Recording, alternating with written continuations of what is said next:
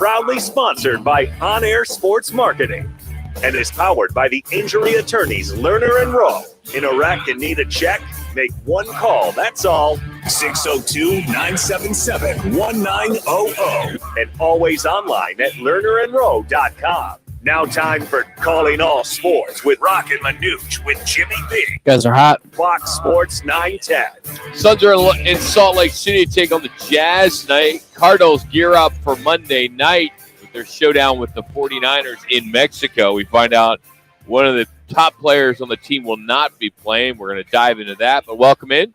It's a Friday, normally at Wright Toyota. Today we are at the Twin Peaks in Scottsdale. Wright Toyota is doing some upgrades in their showroom, so they kicked us out for a couple weeks, but we'll be back there about 2 weeks. We'll be back there, as next week we'll be off. I'm sure they miss us, Rock. They got to miss us. I don't know about that. We get in there, we give them all their fill of sports. I don't know if they miss you. They definitely miss me because I buy a lot of cars from them. Yeah, you do. Yeah, you just take advantage of them. You drink all their coffee. Yeah, true. And I did buy a Toyota Corolla from there, though. That's about right. 2 years ago. You did. Had relatives, friends, family members, and buy several cars from Wright Toyota. So one thing I don't understand.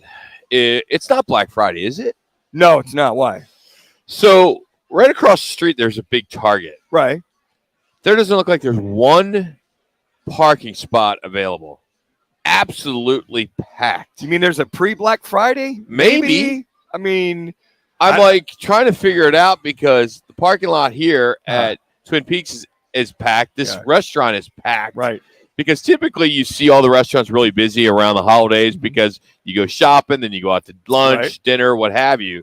But I am shocked on the amount of people that are in this place right now. I know they got a car show event coming up later this afternoon, but that's later this afternoon.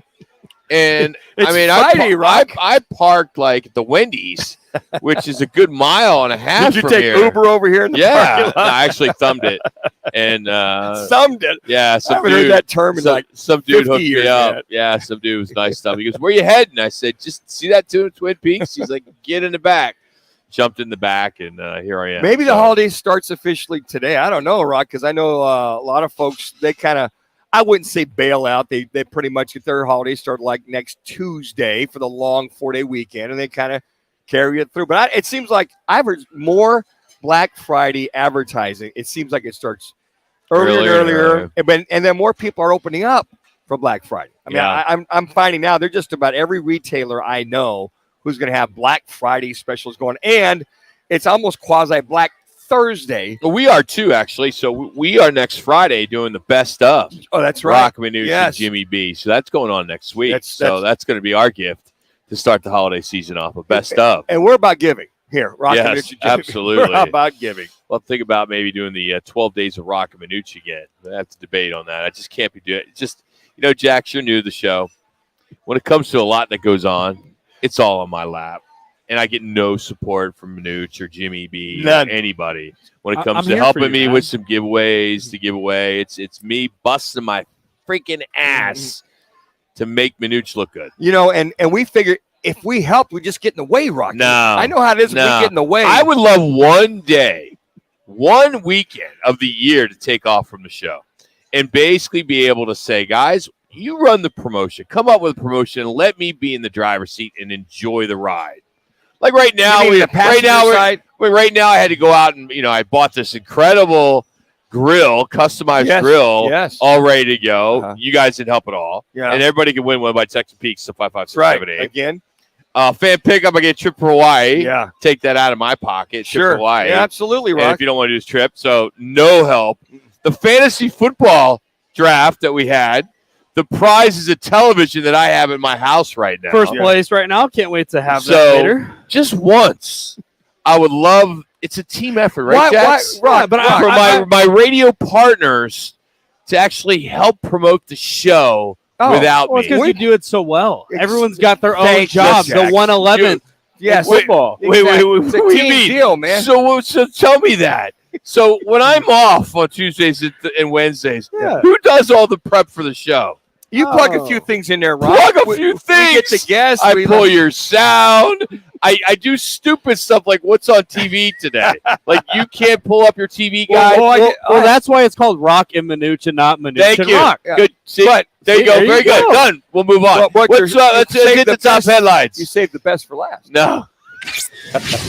Time for the top local and national stories of the hour. Powered by the Sportsbook at CAC Sports Bar in Casino, Arizona. Bet big on your favorite teams and players in an environment that's as exciting as the game you're watching. There's no better place in the Valley to get in on the action. The Sportsbook at CAC Sports Bar. Now, guys, what's your top story this hour?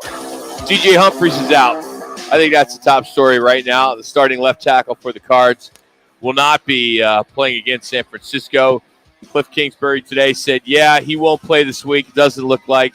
And then we'll kind of evaluate it from there and see where it goes. So he is out. Josh Jones likely to get in there again. Humphries missed, last week 8 and week 10. Yes.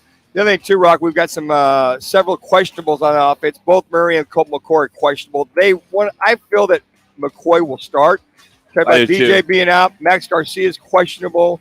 And then also Byron Murphy is questionable. Buda Baker, all been limited this week. D-Hop. At least D-Hop. D-Hop's not going to miss. No, he's not. Plus, he's got 141 consecutive catches. Yeah. In games with a catch, so he's not going to miss. He'll go in there at least for something. Yeah, I would think he'll be ready for game time. Had a little bit of a hammy issue.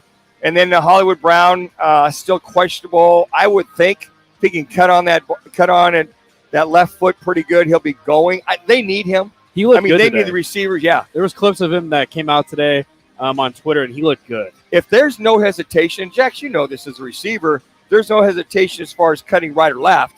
Doesn't feel any pain, and there was no swelling today after the last couple of days of practice. He'll be good to go. D-Hop, can he turn it on with that little bit of a hammy? I'm sure he will. He doesn't go deep a lot anyway. Rondale Moore could be your deep threat, A.J. Green. So I think from the receiving standpoint, you got to have those guys playing. And then with DJ Humphries out, you're going to have to go max protect to help Josh Jones off on that side.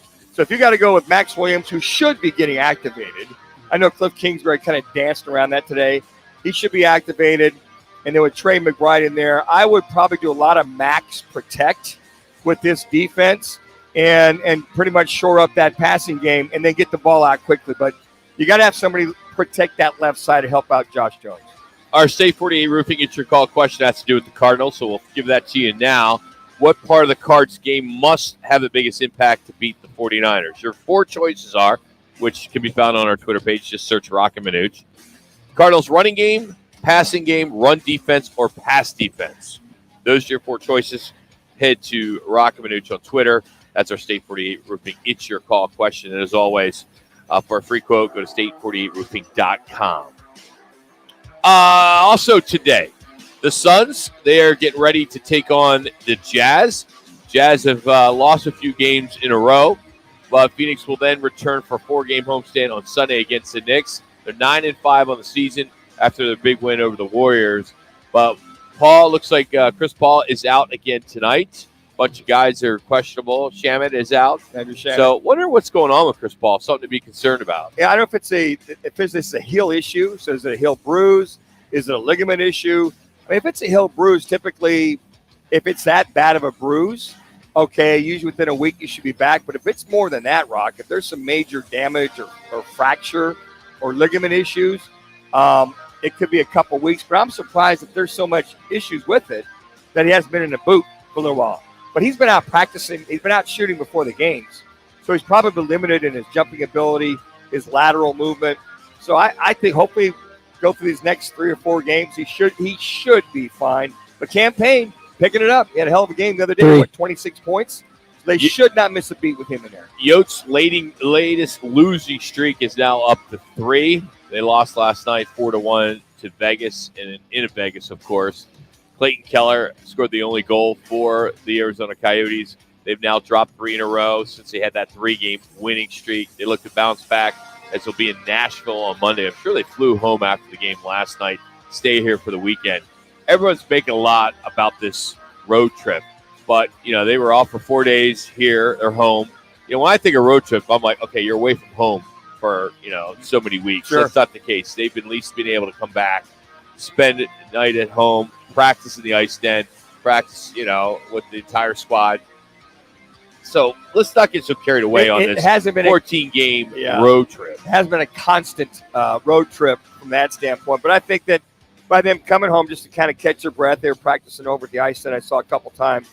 Change the clothes out, get a little home cooking, then get back at it. But still the travel going back and forth, and not being really settled to come home and then going over to the Mullet Center. MVPs were announced in baseball. Former Diamondback Paul Goldschmidt took home the National League MVP honors. He hit 317, 35 dingers, 115 RBIs.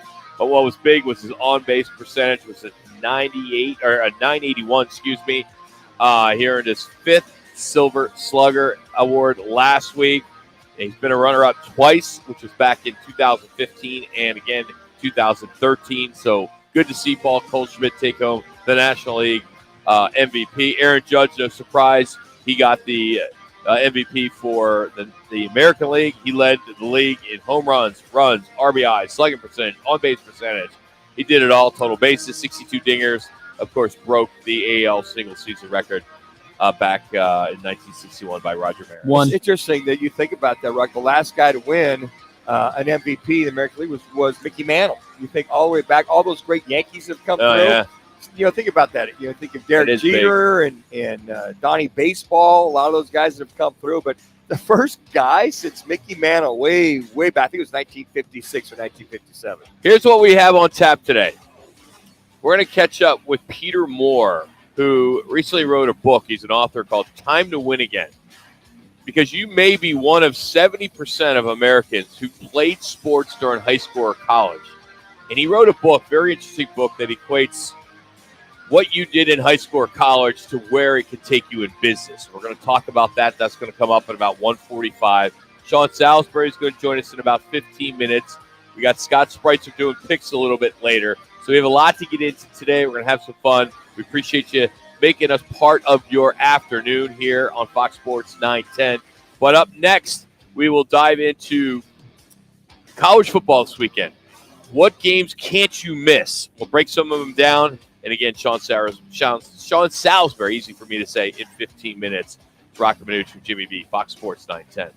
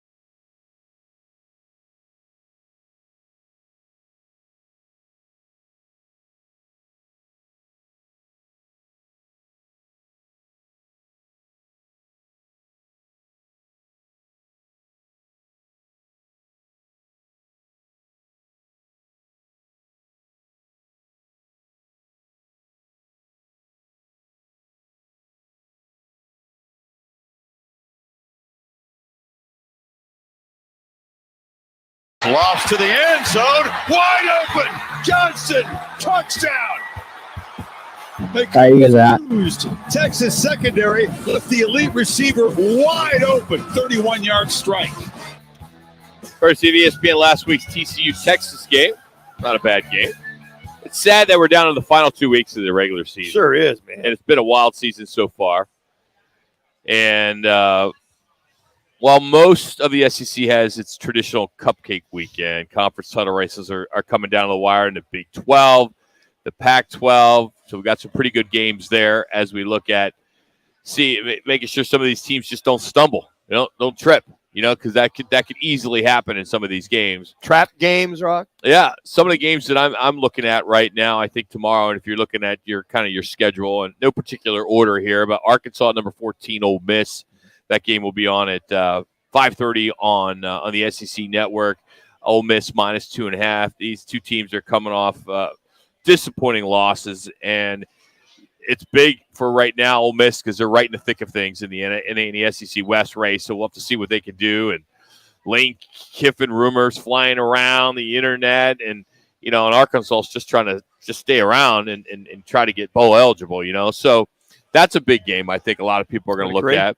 It's good to see Oklahoma State still playing. I know that's going to change down the road. That's a game before 5:30 tomorrow on ABC 15. Oklahoma favored by 7.5. Excuse me.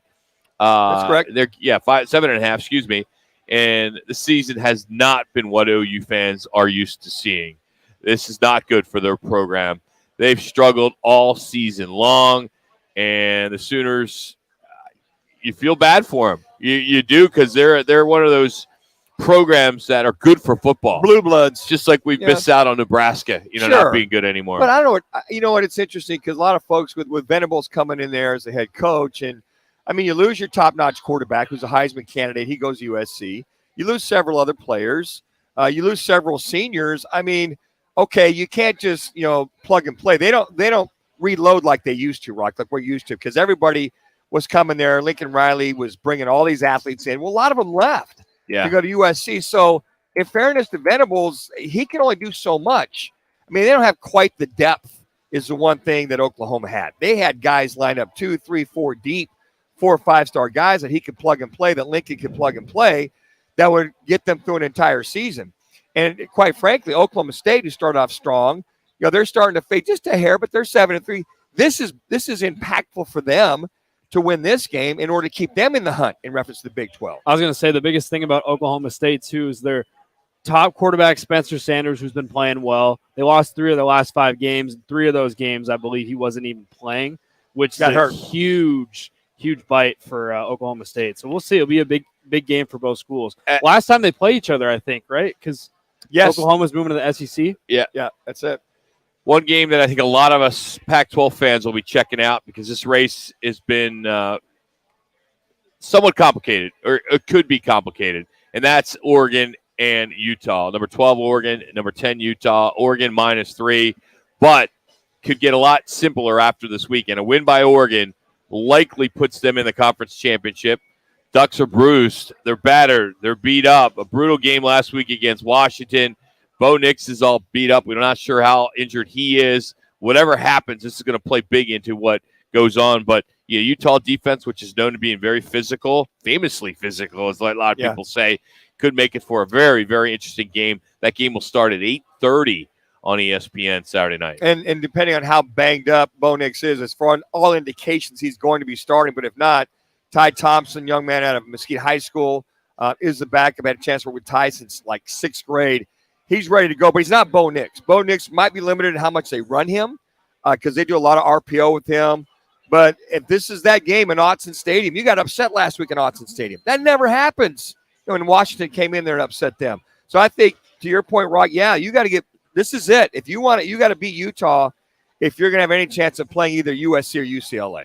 UCLA, they're in the Pac-12 championship with a win. Lincoln Riley, wow, it'd be a hell of a first year for the Trojans. But if the Bruins pull off the upset, it's going to get a little bit more complicated.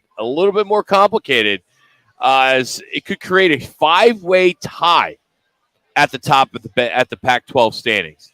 That could require a team of lawyers Man. to figure out tiebreaker rules, because I don't think us three can figure it out. No, and this year they've gone to the winning percentage versus the North taking on the South in the conference championship game. But even though they do have them divided, so I'm like you, Rock. How are you going to if you've got a 5-way tie or 4-way tie? You look at the tiebreakers.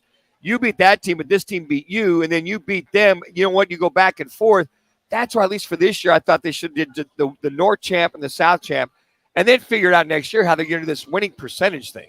I mean, you might have one team with the loss. You got two teams that's going to play them, but you lost to that team. They beat these other two teams, so it's going to be interesting. But that's going to be a good game. And USC and UCLA. And the game that kind of gets this whole weekend started in college football is Baylor hosting number 4 TCU. 10 o'clock, Fox 10.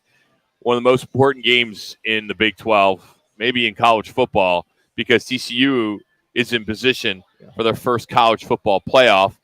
There are lots of doubts on their strength of schedule, so they have no margin of error against Baylor. Baylor's not an easy place to win at, and Baylor could come in there and knock them off. But if they don't, TCU is starts the season 9-0. No. Yeah, they do. And I was looking at it from the standpoint of TCU wins out, and then if K-State wins out, it might be K-State, TCU in the Big 12 championship, but K-State's got to win out this weekend, and next weekend they got KU. So, yeah, it's going to be tough, Rock. That's one of those games where you kind of pause and go, and Baylor just might have that in them. We've got West Virginia, by the way, but Baylor might be that team that upsets the apple cart and beats TCU. They got a good team. They're solid, but they're not. They don't run away in games like they used to. But they got a solid defense. But TCU, that game in Baylor, in Waco, I know TCU's a 2.5-point favorite as of now. But heads up, TCU better be coming at all cylinders, because this Baylor team could be the upset of the week if they pull this one off. So we started with 131 college football teams, all hoping to go undefeated. We're down to 4. We mentioned TCU. We still got Michigan, Ohio State, which will play next week. And then, of course, Georgia, which are 10-0, 7-0 in the SEC. Their next game is, what is it? They're at Kentucky. That's their next game is Kentucky. So they're at Kentucky. I don't see a problem there.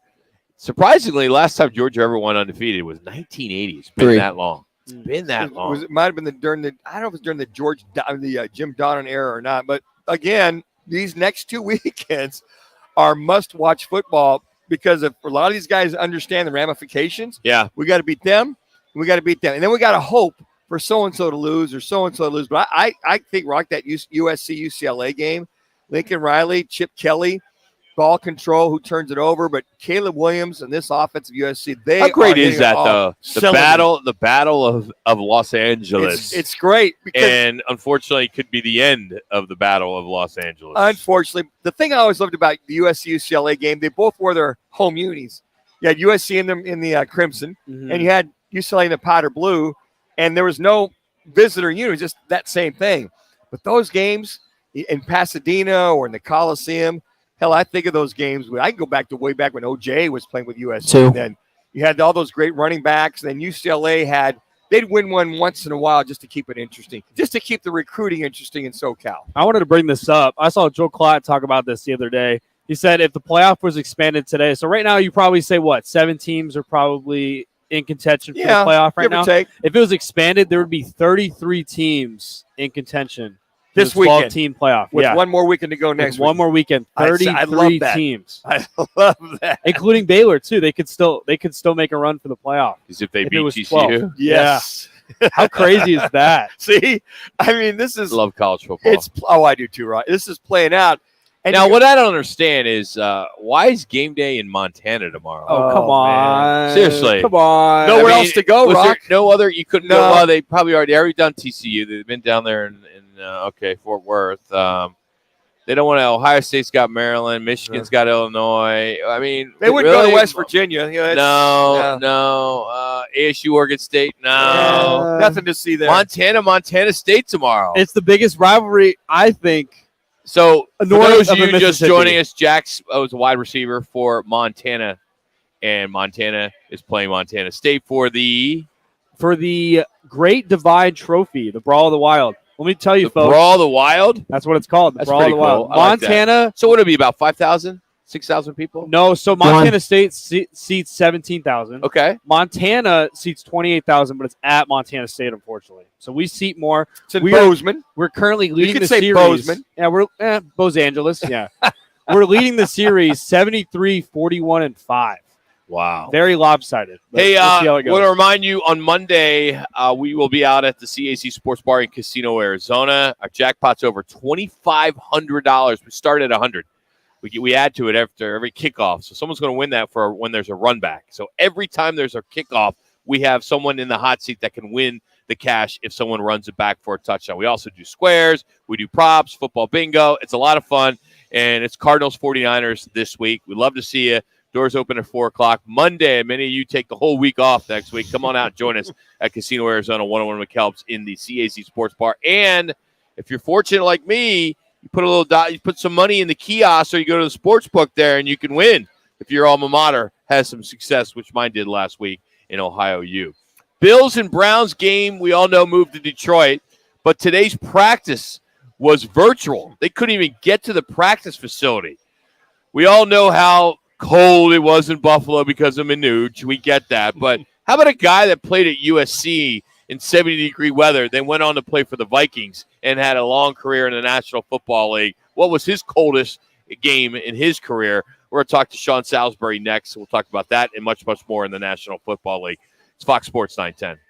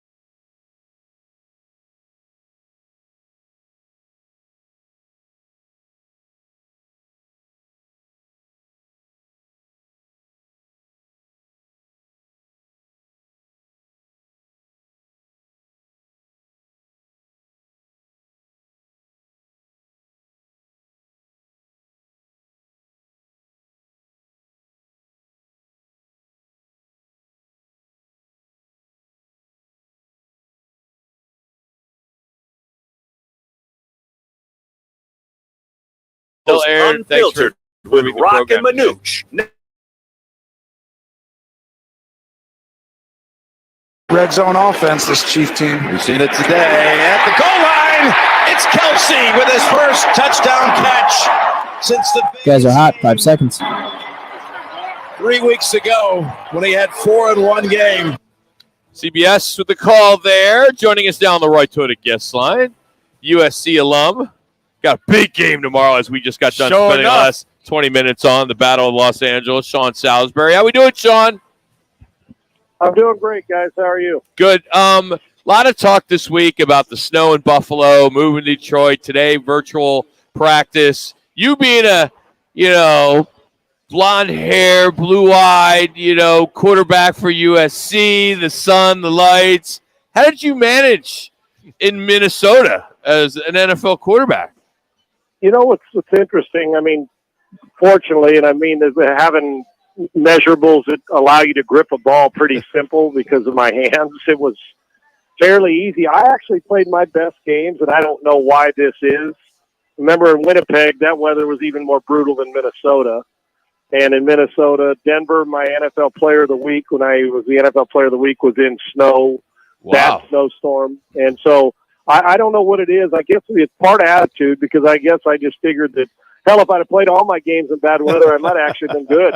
So that was one thing. But I never had a problem because I always just kind of went into it thinking, here's my advantage. That ball's not coming out of my hand because my hands, then it may come out of somebody else's.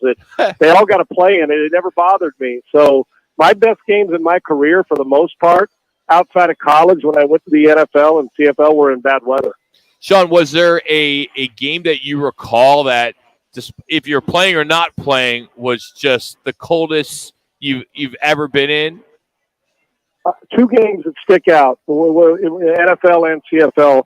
On our way to winning the Grey Cup, we played in, it was weird, we played in weather that was in Toronto, Old Exhibition Stadium, and it was raining sideways and freezing cold, and the ball was wet. But you know how when your jersey sticks to you and it's cold, chilling cold? But we won that game, and then we came back home and played in Winnipeg, and it was a major snowstorm in Winnipeg, field covered. And then we played in the Grey Cup, and it was 50 degrees, unseasonably warm, but it was like 35-mile-an-hour winds throughout the entire Grey Cup. So we had all 3. It was weird.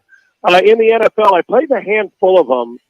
I can the most I can remember, we were playing a playoff game against the Giants, and literally it was one of those that going into the locker room at halftime and having to come back out, it was like a false sense of security.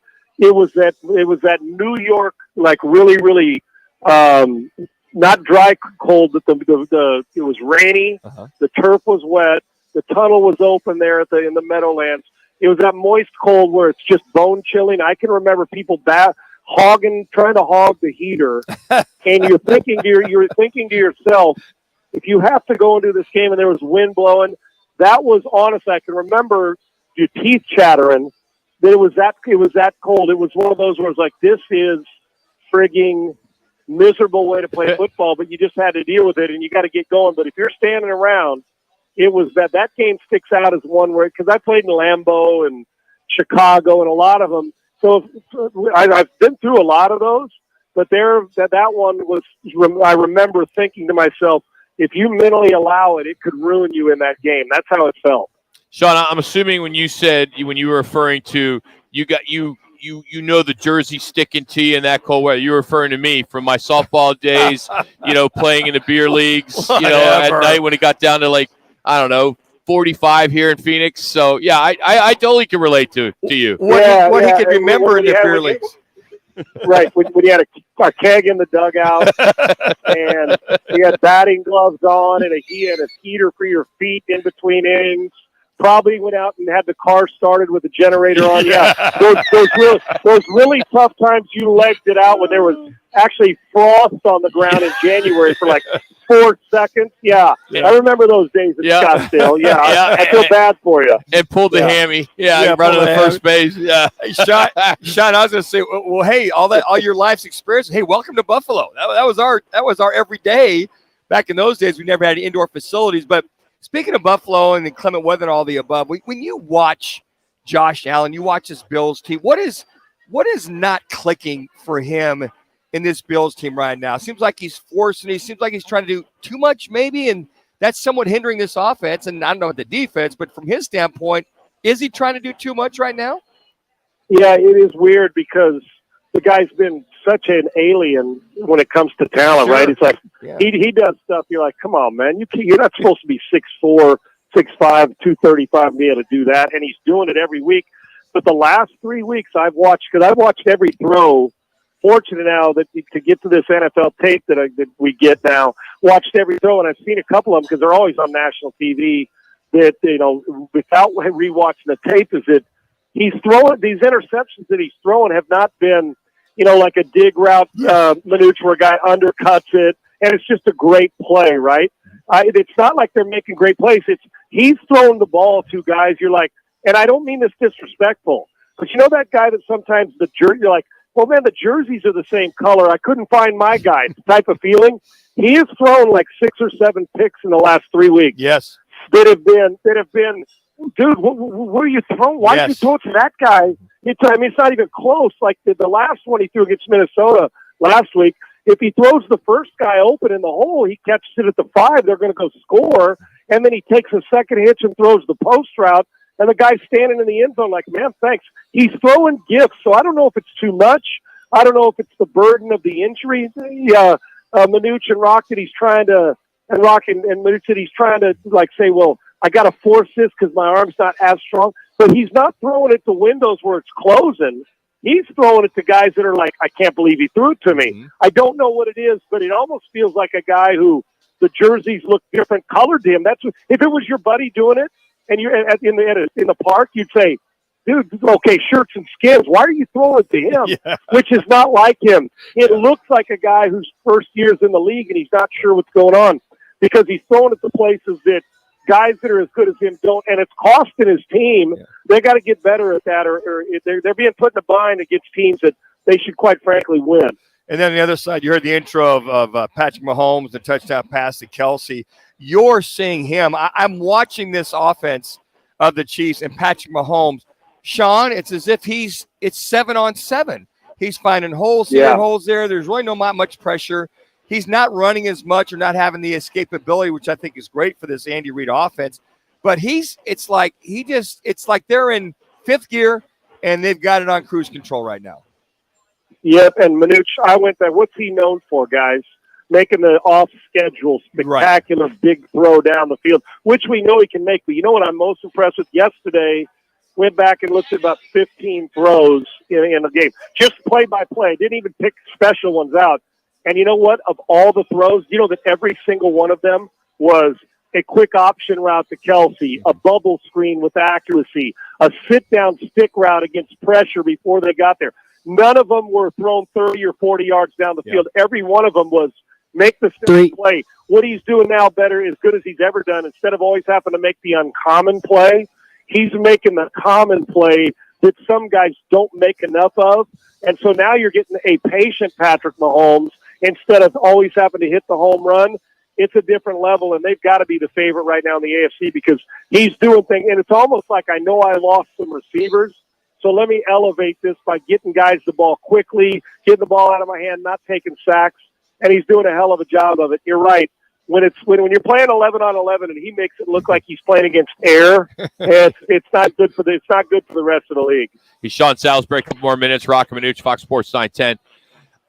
Jimmy G, Cardinals, 49ers. It seems like Jimmy G. Well, he is. He's getting run out of town after this year. What does he need? What does he need to do other than win a Super Bowl to be the starting quarterback next year for San Francisco? Here's what if he does win a Super Bowl, and you guys, when they add McCaffrey and they're getting healthy, that talent, they got to start a lot of positions. They're Super Bowl worthy, especially with the way the NFC is this year. He doesn't. I'm not even sure it matters, Roc. I'm not, because let's say they win a Super Bowl. Now what do you do? Turn around and trade the guy you gave up 3 number ones for, and move Trey Lance, and you haven't seen him play, maybe. And if you do move Jimmy, then Trey Lance starts, and what you've done is heighten the awareness, and now you'll get value for a healthy Jimmy Garoppolo, because really Jimmy's not great on a bad team. Jimmy's really good with great players around him. And here's the deal. what Jimmy needs to prove, not only the 49ers, but for them to win in February in Glendale and do that, and for, I guess, him to either have a chance to stay in San Francisco or go be a starter somewhere else when you give up that many assets to get Trey Lance it's going back to the common play. It's not the great, oh my gosh, Patrick Mahomes, Josh Allen throw that make you go, oh, so Jimmy can make one. It's not that throw you need. Go back and look at Rams' NFC Championship game last year, the Super Bowl game against Kansas City when they had the lead. It's the open guy. It's the fade route that he overthrows by 2 yards. It's the guy in the end zone on the corner route that you say, how'd he miss? The guy's open by 8 yards. How'd he miss it? For Jimmy, it's just make the easy throw. I don't need you to be spectacular with all the weapons we got now. Every now and again, make the big post and read it out, but don't throw the red zone interception that we've seen a couple times. He's got to make the simple throw. And if he does that and they go and can win a Super Bowl or get there, now what he does is he puts pressure on an organization to make a clear-cut early off-season decision. Is he our guy and we're getting rid of Trey Lance to trade, or is it Jimmy and he's going to go start for somebody like Detroit or somebody like, Carolina or New Orleans or the Raiders, teams that are maybe looking for quarterbacks? It's not spectacular. He doesn't need to be. It's the simple play that he doesn't make enough in those big games. And if he can do that, there'll be a new interest in Jimmy Garoppolo around the league. Sean, thank you as always, and happy Thanksgiving to you next week, and we'll catch up with you in a couple weeks. So thanks as always, man, for making time for us each week. Happy Thanksgiving to you guys and your families. I love you guys, and I hope it's a great holiday for you. Thanks. Same back at you. That's Sean Salisbury joining us. Always can check him out on his Twitter page, Sean Unfiltered. Coming up, looking forward to this. As who knew your athletic abilities could bring you success in business? We'll explain next. It's Fox Sports 910.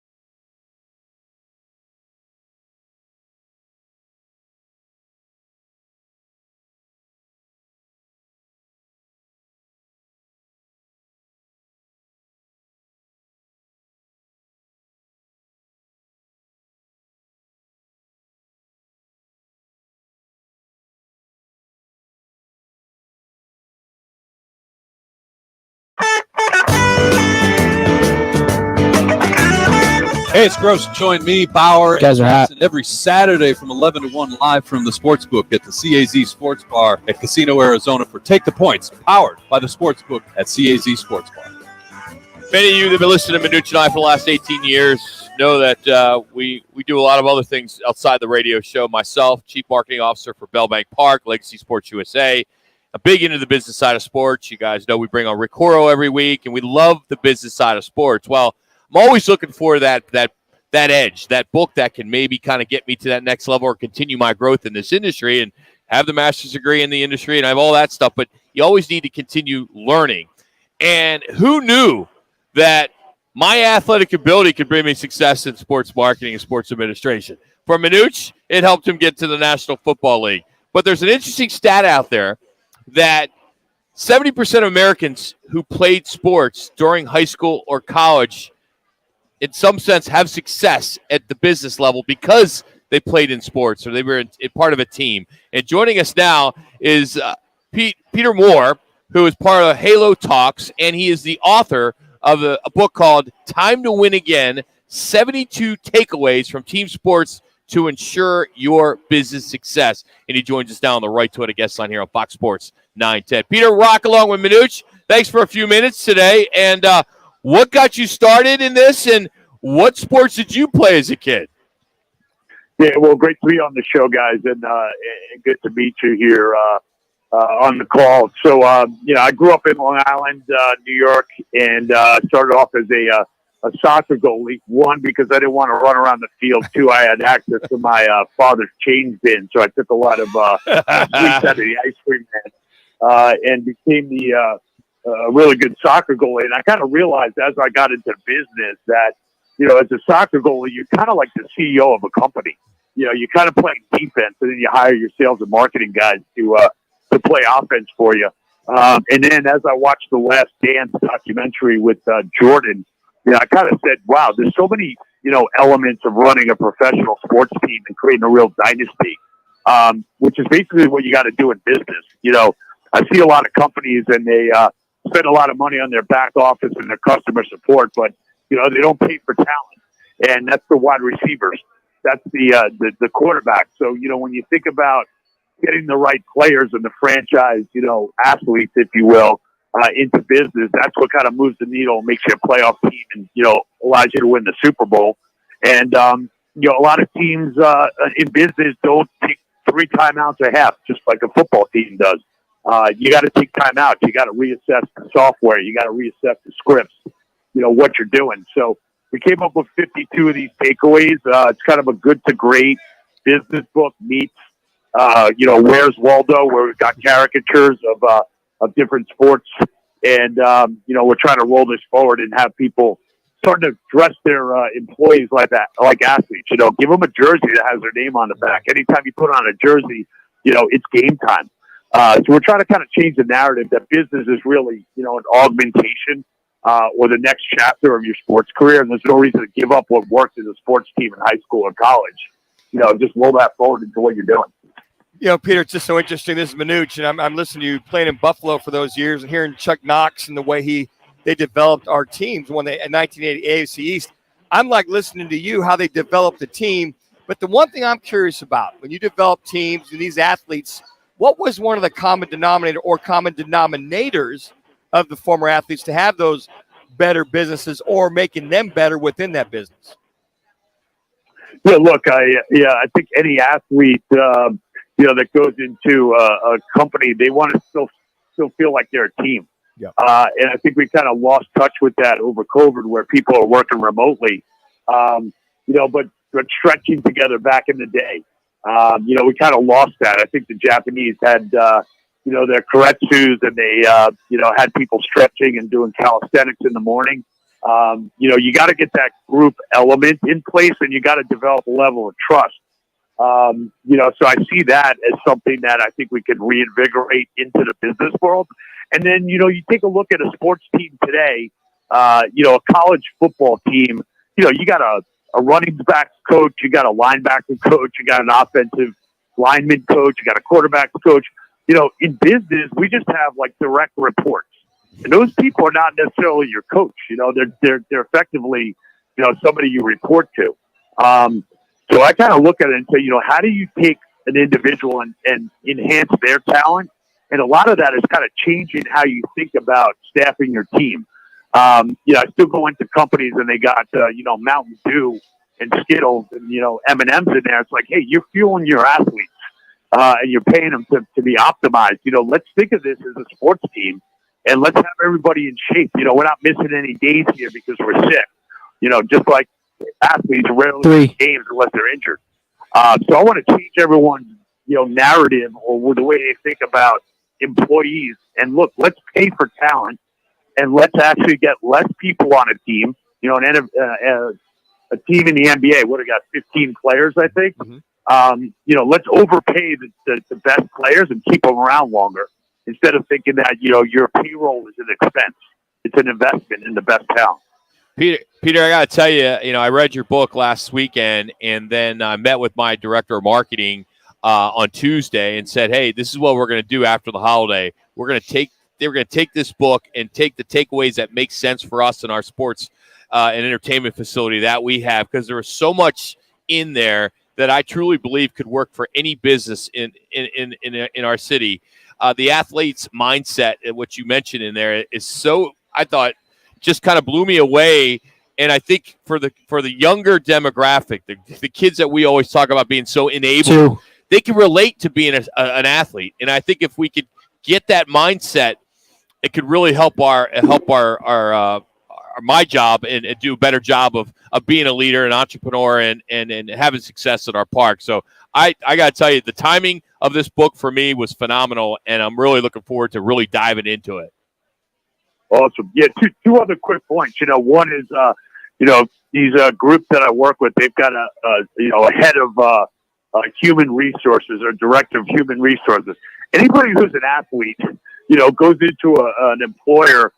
Am I now a human resource? No, dude, I'm a player. Yeah. Right? So everyone's director of human resources should be called the head of player personnel. Why can't that just be mainstream across the business world? And also, when you put a jersey on somebody, I say to the Gold's Gyms, I was just meeting with 50 Gold's Gym owners yesterday in Los Angeles. I said, look, get everybody a jersey, put their name on the back, and tell them this. If you leave, I'm taking your jersey back, and I'm unembroidering your name, and I'm putting the next guy on it. And as you know, and everybody who's listening to this used to be an athlete, I never want to give up my jersey. I think that's outstanding. And I want to let everybody know that Peter Moore, who's our guest here, nearly 400 episodes, a B2B podcast called Halo Talks. And you got to check out this academy that he runs called Halo Academy. You can check it out at thehaloacademy.com. And I am anxious to kind of really dig deep into this book and really apply it to our staff. And I recommend it to everyone. Peter, we appreciate it, man. Thanks so much for a few minutes today. 10. Guys, have a great day. Let's go. 2023 is the season of winning. There you go. Everyone geared up for that. All right, guys, take care.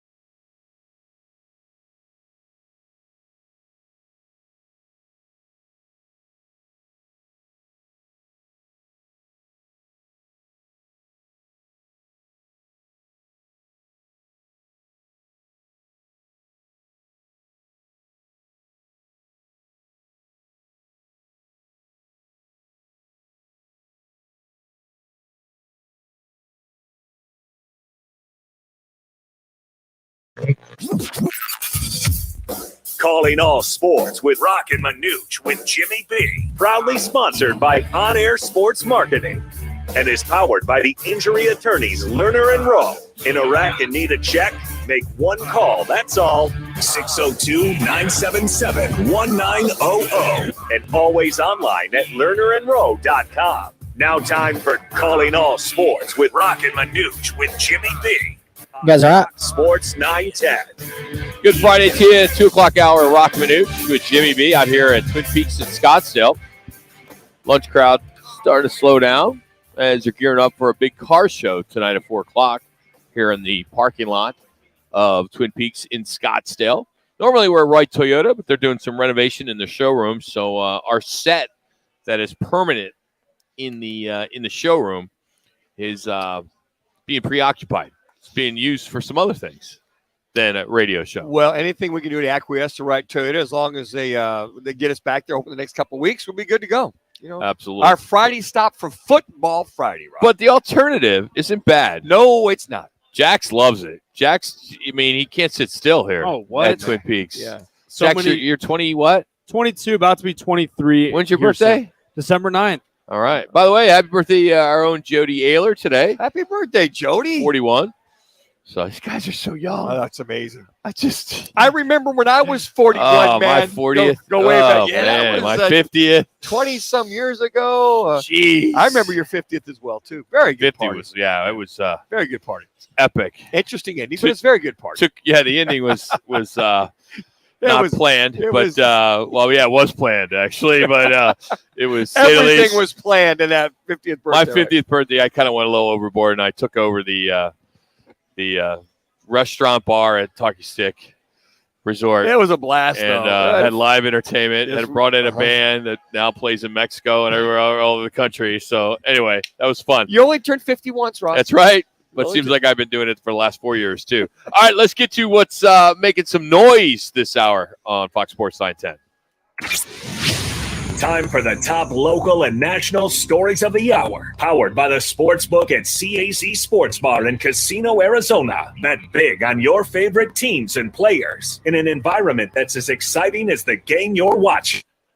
Better place in the valley to get in on the action. The Sportsbook at CAC Sports Bar. Now, guys, what's your top story this hour? Got a few of them, but this one, it's more on a national, global level, as the United States sent a strong message to Russia after Brittany Griner last week. If you know, she got moved to a different area in Russia and said, quote, "We are not going to comment on specifics of any proposals other than to say that we have made a substantial offer that the Russian Federation has consistently failed to negotiate in good faith." Basically, what the reports are coming out is they're not negotiating. Yeah, matter of fact, she got moved today to they call it the penal colony, putting her with the rest of the, I would say, inmates, if you will, there. So she was there basically in Moscow for the longest time. Now they're moving her as of today, and I just hope, I don't know what else the administration could do. They put a lot of stuff out there. And if Russia doesn't want to negotiate, they want to negotiate. They basically are sending a clear message that, you know what, you guys are helping them out. It's so political right now, as we all know. And it's just very unfortunate for her. I hope that they're taking care of her. I know her mental state sometimes. She needs some help with that they're attending to her needs. But when they go into this penal colony, if you will, Rock, I read up on a little bit, it's it's not just minimum security, maximum security. It's kind of blended. It's the inmates are blended pretty much together. So hopefully for her sake that they'll keep a good eye on her. I hope from that standpoint. For the first time in 12 years, the United States of America, Team USA basketball is not number one in the world rankings. Whoa. Argentina. Yep. Spain. España. Spain, wow. As of today, are number one. Spain is number one. Women's still number one. Yes. They have a 200-point margin over China. But Spain is 1.1 points ahead of U.S. right now.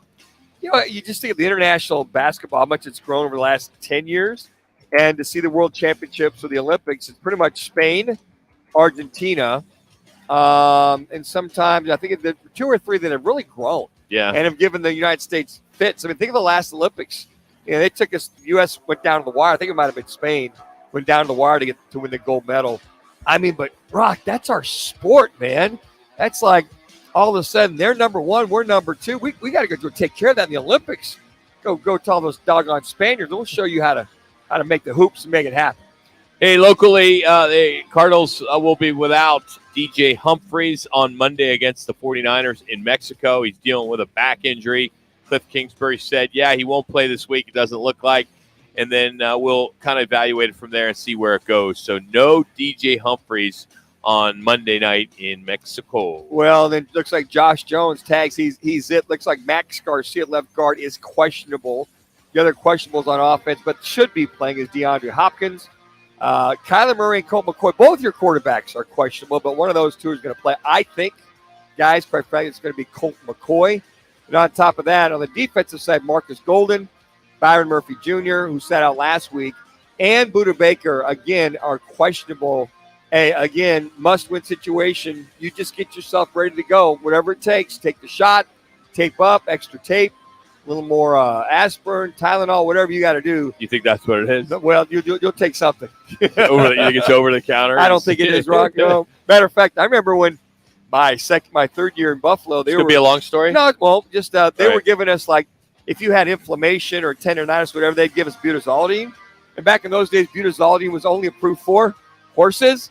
But for some ways, we happen to have to find that. So that may explain some things now, in your 60s. Oh, the way I gallop in and out of here. I'm sorry, I just couldn't resist. Yeah.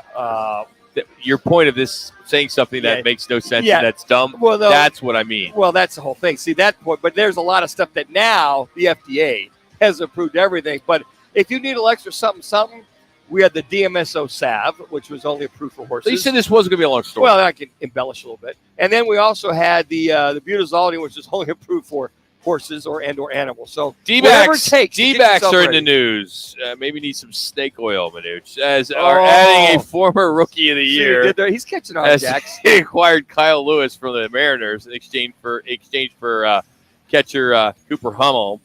Now, Lewis was the AL Rookie of the Year in 2020. Right. He's been hurt the last couple years, but he is a stud. We'll see if he can get back to his Rookie of the Year status. But hey, we need more outfielders, right? I mean, he's a righty, so that's a good thing. Oh well, okay. Another outfielder. See what that gives us. 42 outfielders. Yeah, it's just way too. Well, it kind of reminds me of going into this year with the Cardinals, where we said they had 12 or 13 tight ends. Yes, they did. And then you get to the point where you don't have any. It seems like But here's unfortunately, because they're all getting hurt. The kid's a stud, and when he's healthy, he's a hell of a player. If they can just If they can just keep him healthy, but I don't know. Maybe just go after another guy in the bullpen that might help you out there. I think the bullpen's still on fire. Somebody that could come in the 6th inning, 7th inning, or 8th inning. There you go. That's what they need. Yeah, I think you're following. You're buying what I'm selling here, Rock. It is. You go. Oh, you got enough, man. Where's that big reliever that you need for this team, which could have won, I don't know, maybe 18 to 22 games, aside from the starters doing pretty damn good, but you giving up big leads or short leads? Maybe they are in contention of the wild card. Maybe they're only 5 back of the wild card versus 20 back. Some hockey news. The Yotes lost last night. It's their 3rd straight. They fell to Golden Knights. The Golden Knights, that is, 4-1. Clayton Keller, the only one to score a goal for Arizona. They've now dropped 3 in a row. Remember, they had a 3-game winning streak on that road trip on the East Coast. They look to bounce back as they'll be in Nashville on Monday for the Yotes. Last night, if you got to see the Titans-Packers Thursday night football, as the Titans remain one of the hottest teams in the National Football League. They started off a little slow, but they took care of business in Green Bay. Ryan Tannehill did what he needed to do, right? He was efficient, 22 of 27, over 300 yards, a couple touchdowns and a pick. They're now 7-3 and won 7 of their last 8. And for the Packers, Aaron Rodgers, he did throw over 200 yards for the second time now, I believe, in the season. 227 yards, 2 touchdowns. But they dropped to 4-7, have lost 6 of their last 7. How about Derrick Henry on that little touchdown pass? Gets the ball, runs forward, stops, little jump pass. Hell, I haven't seen that since the 50s, for crying out loud, to see that. Yeah. But you know what? Tannehill, 22-27. Cold night, but it wasn't windy per se. Very efficient, the 3 touchdown passes. Here comes Tennessee. You know, they always start off slow. They tend to gather the momentum to get them to win the conference. So hopefully they can win that conference, but they just got to go win playoff games from here on out. Yeah, I got to tell you, if you are looking to sell your home this weekend or next week or after the holidays, you need to check out 72 Sold. Everyone knows the home sales market is getting tougher. The number of sales are down, the prices are down, but 72 Sold is still getting top dollar for their customers. And they can get your house in front of tons of potential buyers in just 72 hours. You're making a mistake if you go the traditional route. You just are. 72 Sold has a solution for today's home seller market.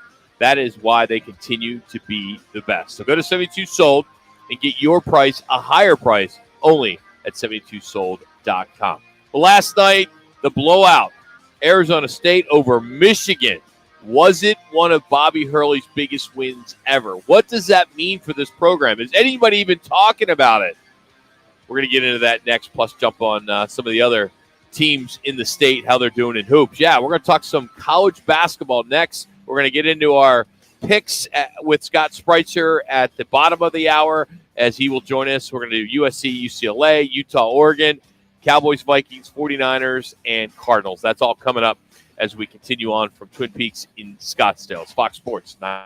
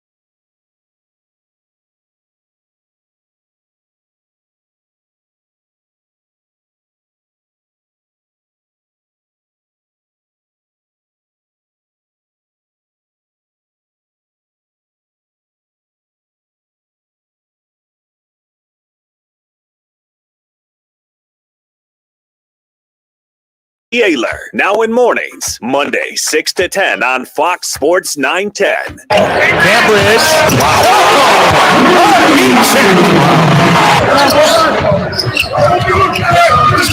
Washington cutting Cambridge. It is his world right now.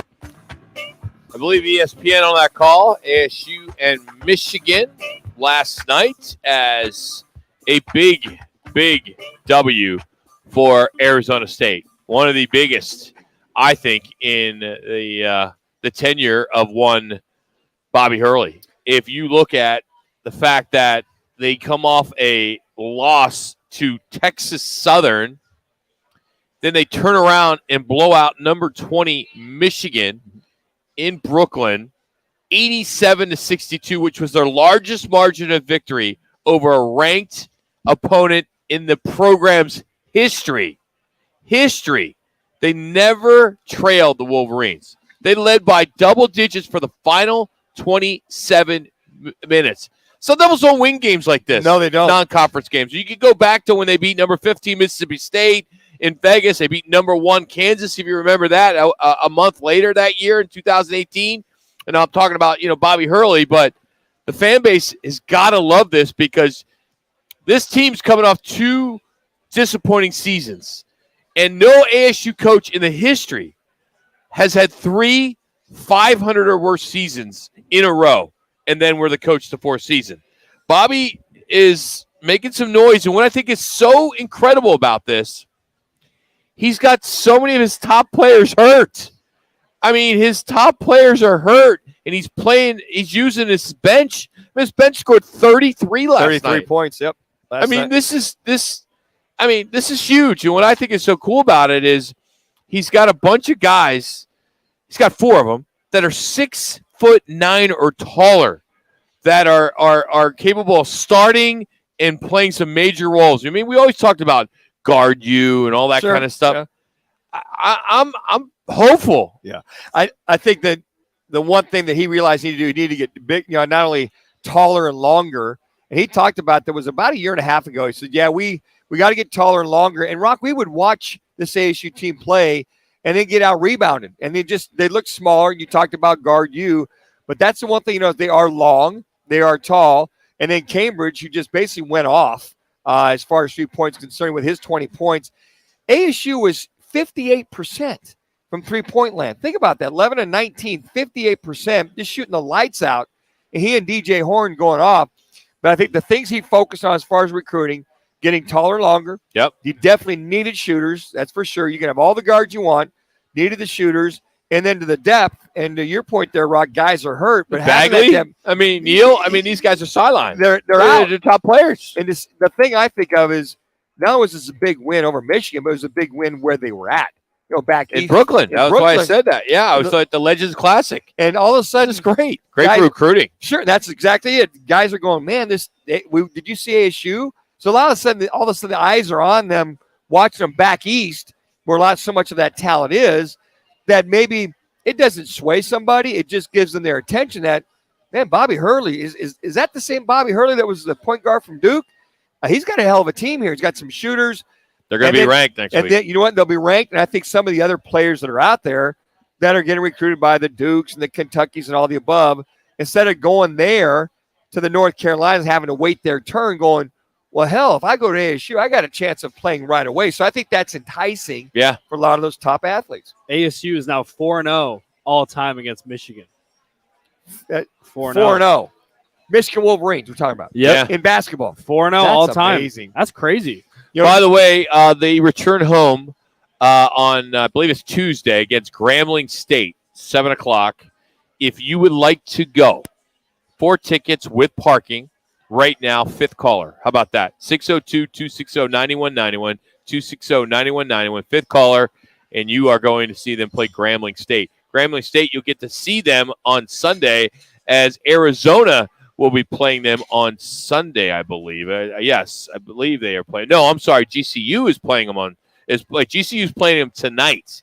GCU is playing them tonight. That's interesting. Okay, but I got to give Arizona, who last night, they walloped Utah Tech. They killed the old them. Dixie College. Yeah, it's interesting. It's matter of fact, BYU in football is taking on Utah Tech tomorrow. So Dixie College, you were talking about that, but the thing you look at as far as ASU is that bench. You said 33 points is to have four individuals in double figures. Muhammad had 13. You had Nunez at 15. Besides Cambridge and Horn, the starting part of your starting five.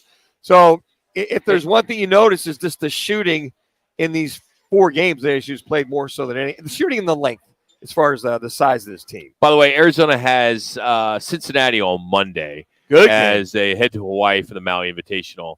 Last night, as I said, you mentioned they rolled. They were 22 for 22 on the free throw line. The previous record was 18 of 18. So they've now won 22 consecutive games at McHale.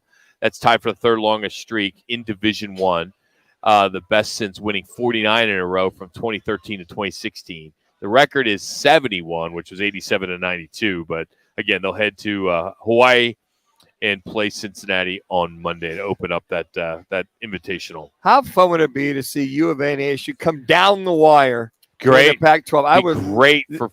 Great for basketball in the state, and maybe the first in history in many, many years that they both come down the wire for the championship. And hopefully GCU could turn it around too. They're 2-1 on the season. Like I said, they got Grambling State tonight. They lost to Nevada earlier this week, and then up in Flagstaff earlier this week, NAU finally got their first game. Benedictine and Mesa had to play them, which are not much of a team. They beat them 105 to 49. I mean, what do you do in a game like that? I mean, you got your 6 players scored a double figures. You're scrimmaging is what you're doing, Rock. You just really getting some are. game time scrimmaging. You're just getting some reps is all you're doing. Just running your offense and working on your shooting.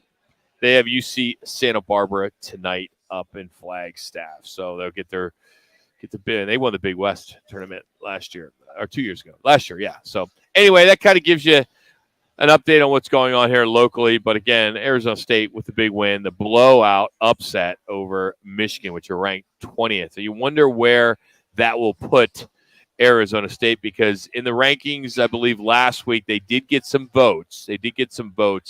I believe they got, where was it? They had 9 votes last week.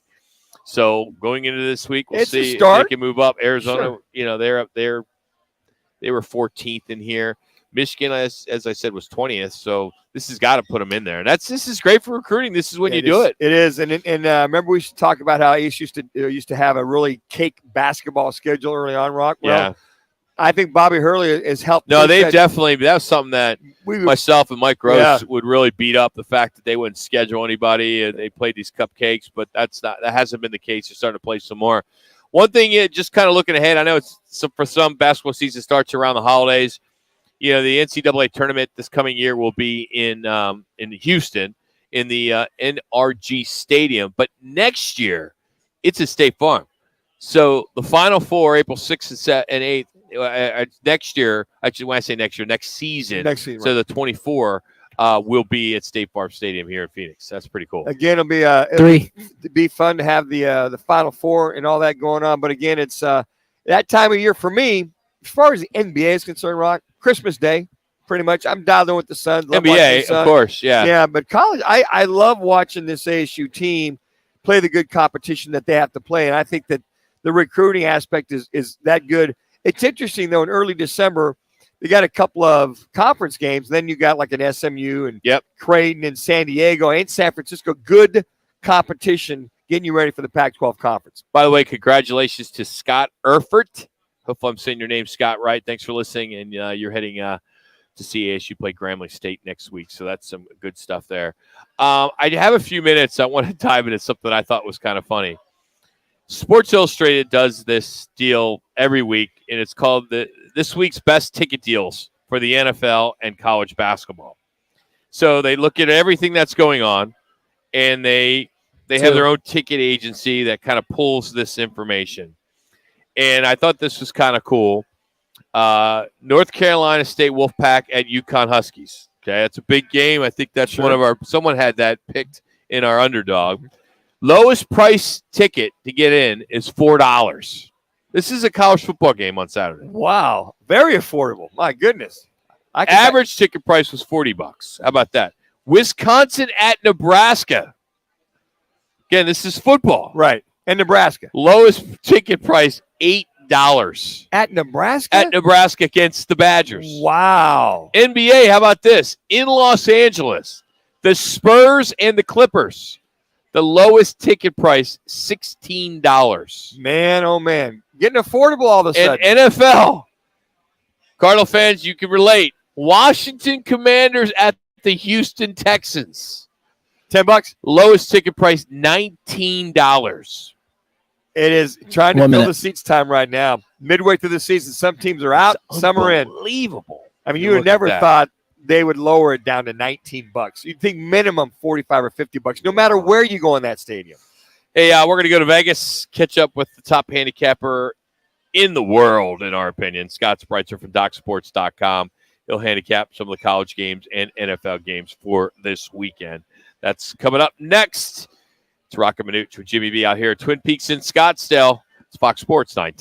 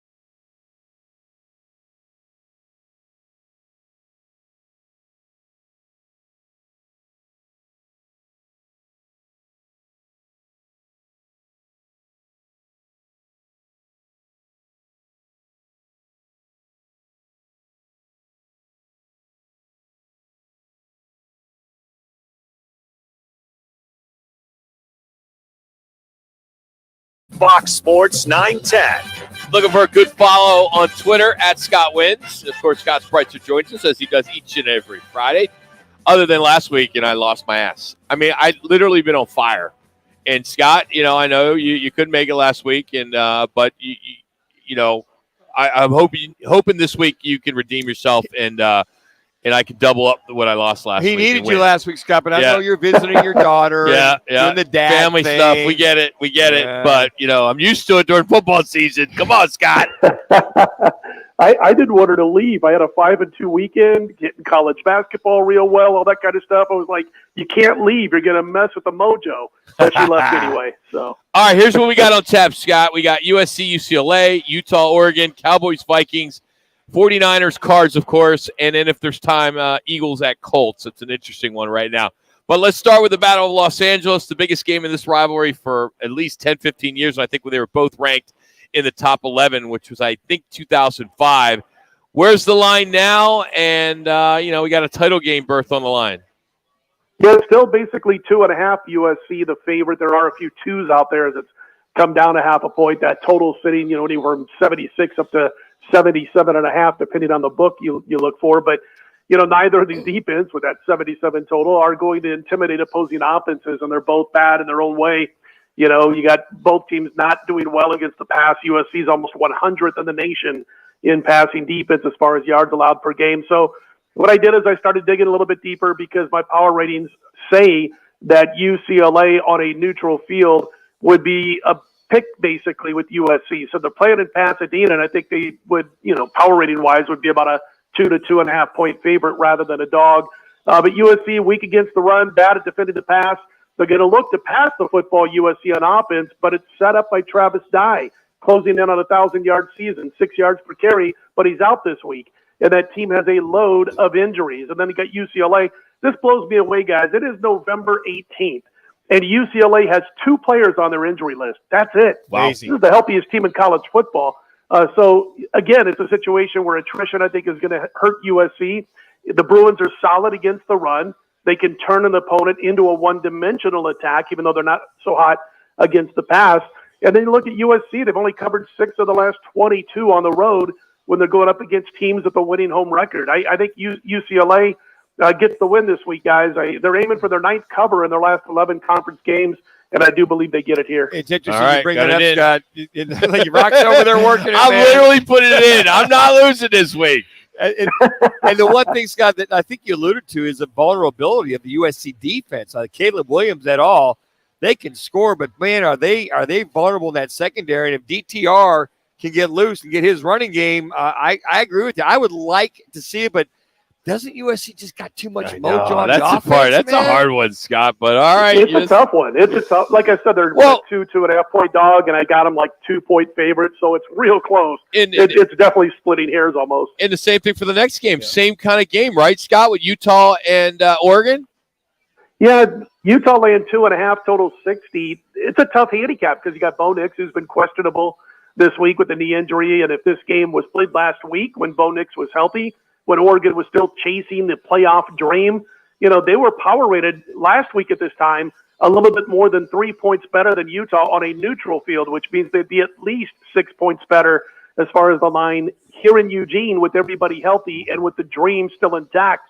But the dream is no longer part of the equation after that loss to Washington of reaching the Final Four, and it's not easy to rebound when those goals have been crushed late in the season. One of my favorite plays is to find a team that started like 10-0 or 11-0, lost that first game, go into a bowl game, they've got no interest in it, they get crushed, you make a fortune. And I don't know that Oregon's going to just fall apart. But again, I'm not so sure how they're going to be between the years. You've got the Knicks injury. Yeah, when they're healthy, they are the more explosive team. But I'm not going to bet this game, guys, but I lean Utah. It's just too tough to figure it out without Knicks, knowing if he's going to play or not. And I love Ty Thompson. I worked with him, and he's the backup. But to your point, you're right, Scott. He's very green behind the ears, and it's awesome. But Utah, this is when they get extremely physical this time of the year, and I agree with you. All right, let's go to the National Football League if you don't mind. Cowboys coming off a tough loss at Green Bay, at the Vikings. Last time I looked, it was 1.5. Will this eventually get to a pick'em at Minnesota? Yeah, I don't think so. I mean, the Cowboys, it's funny. They got the miracle win last week, and of course, the miracle loss. Right, Minnesota got the miracle win. But there are certain teams, programs, organization where you got to lay a premium due to their popularity. Dallas is one of those teams. Okay. The Steelers were for many years. New England with Tom Brady. Duke for most of the years under Coach K. You just knew you were going to lay a premium. New England covered all the time anyway. It didn't matter. So you got Dallas, a very popular team with public bettors still. And I understand the line, though. Dallas is top 10 in the NFL in yards per point margin, and the Vikings aren't even in the top 20 in the NFL. And it's a very important metric to pro bettors and subsequently to the guys setting the numbers. What they will get is a lot of Vikings plays on teaser cards. Folks are going to tease this team up to 7.5 in this game. Good news for many, Justin Jefferson's been upgraded to probable with that sore toe. But here's a big cog in this whole situation for Minnesota. Christian Darrisaw is their offensive left tackle. I'm not the first one to talk about this, but he's graded out as the best left tackle in the NFL right now. Here comes Micah Parsons and company, and they might not even have to face Darrisaw. That's not good. I think Dallas goes in there and gets the win. Going with Dallas, and now I like it. All right, how about the 49ers and the Cardinals in Mexico on Monday? We found out that DJ Humphries is out, the left tackle. 8 is the current spread. It's a big number, Scott. Yeah, 8, and I'm telling you what right now, man, the books are going to be inundated with San Francisco teased down to -2 with other teams. And so this could be one of those games where the books are going, all right, we need Arizona, and we need them to win outright because, Frisco's basically teased down to 2 points on teaser bets, which are going to be plenty this week at the books. I think the total going down was the right initial move, but now it's down to 43 or so. It was up to 45. Unders cashed in 6 of the last 9 San Francisco games. Last week it cashed again. And if you look at this team, their defense is the best in the league in total yards allowed per game. You can't run on them. You can't pass on them with much success. The Cards offense hovering around 20th in most key categories, which isn't promising. And, of course, you got the quarterback situation with injuries and bumps and bruises. They held San Francisco to 17 points in both meetings last year. I understand there's a difference with the San Francisco offense. I think a lower scoring game, if you could have got 45, I think playing the under was the right way to go. I'm going to right now, and I got to wait to see what the quarterback update's going to be as we get closer to game time. But I think Arizona plus the points isn't a bad idea. Okay, let me ask you, if it is Colt, does that change your call? Or where are you going either way, if it's Colt or Kyler? I don't mind if it's Colt. I just want to make sure he's okay too, because he's on the injury list too as being a little bumped and bruised. And I just want to see, if either one of these quarterbacks is, let's say, 90% healthy, relatively speaking, at this juncture of the season, then I think the Arizona side plus the 8 points isn't a bad idea. But I just want to hear not only who's starting, but how healthy the starting quarterback is going to be. How does that work for your over-under if it's at 43.5 or 42.5, whatever it is right now? Yeah, I still think it's going to be a lower scoring game. I think in order for Arizona to keep this close, they're going to have to be able to play some defense because I don't think their offense is going to go nuts against the San Francisco defense. So I lean under. And let me add to that as well, too. How much merit do you give Colt McCoy for beating San Francisco in San Francisco? It was about this time last year, like a week ago. How much does that factor into the blender when you're looking at this game? Oh, definitely. You got a backup quarterback who probably could start for a handful of football teams in the NFL. And he's a legitimate NFL quarterback. There's some backups out there I don't want to trust my money with. Colt McCoy also knows San Francisco. He's been with he's beaten them, like you just said, last year. So I think it matters a great deal. If this was, some young quarterback playing backup who had to start, he's never faced this defense, that could be a little intimidating with what San Francisco does on the defensive side of the line of scrimmage. But McCoy is going to have a good grasp on how to attack this team.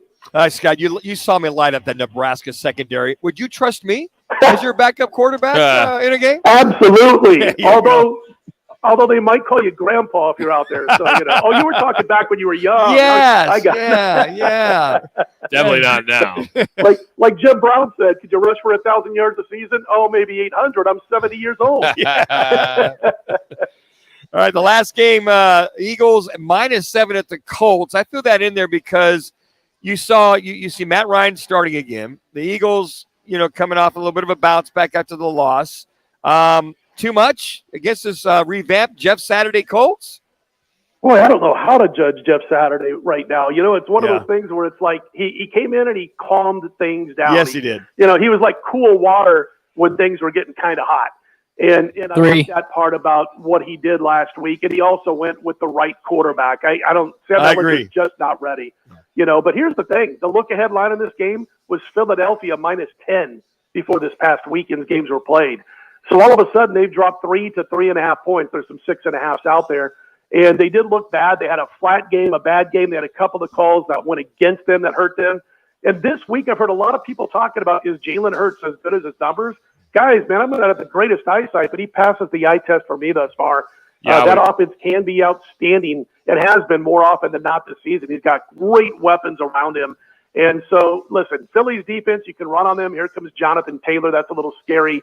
But I'm going to lean towards the Colts. Towards the Eagles. And I think teasing them down to -0.5 or -1, that's not bad to throw in some of the teasers this week. And I think the Eagles will be used quite a bit, teased down to 0.5 point or -1. Scott, always. Thank 2. you. Appreciate it, man. Have a great weekend. If we don't talk to you next week, happy Thanksgiving to you and your entire family. Yeah, same to you guys, man. Take care. Appreciate it. Scott Spreitzer joining us here on Roc and Manuch with Jimmy B on the right Toyota guest line. Appreciate that. So, got those in. You got them all. USC. Okay, all right. I'm not touching Utah, Oregon, like you said. Jumped on the Cowboys, which is hard for me to do. He took UCLA, by the way, Rock. He got UCLA. No, he did not. Yeah, he did. He took did? UCLA. Yeah. UCLA. He took him plus the points. Let's see if I can cancel that bet. Oh, no. You're right. You're right. I did it right. Yeah. All right. I'm just trying to multitask, and I'm debating. Do I go with the Heat or the Wizards tonight? What do you think? Oh, you got to go. Heat's with plus Heat. 6.5. Yeah. All right, I'm gonna go there. They're done. All right, got that in. He likes the. I just don't so see many the bad bets. I feel like the 1. Vikings are going to win against the Cowboys. That's the only one I I do have too. disagreed with him. That's Yeah, the only one I have. Especially in Minnesota and Cousins and the rushing game. Where the Cowboys are vulnerable is with the rush defense. And if there's one thing we saw, there's no way they should have lost that game in Green Bay. Got a couple big passes. But that game being in Minnesota, and Minnesota's kind of feeling it right now, they've got that chip on their shoulder too, especially at home, that they want to prove to everybody that this 8-1's no fluke. By the way, the coming up, we're going to get into USFL and the XFL. The competition for attention is heating up. Which one's going to work? Will it be both? Will it be neither? We're going to put them up together and see what it's all about, because we're 3 months away from one of the leagues, and then almost 5 months away from the next one. So it's interesting stuff when you see it, and all the coaches will dive in that. Next, it's Roc and Manuch with Jimmy B, Fox Sports 910.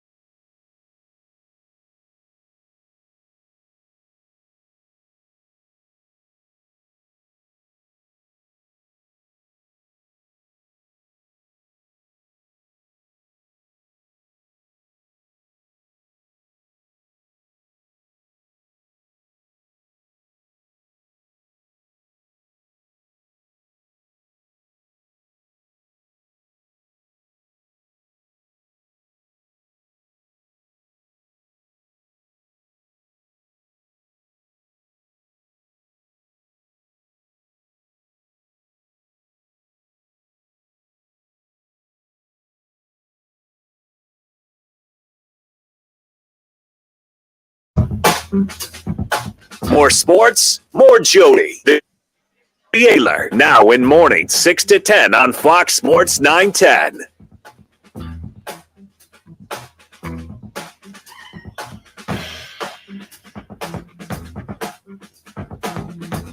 We want the NFL suits to fill their bags up with their little cell phones, with their little dinner reservations, and then we want you to add one more thing, a brand new red and black XFL football.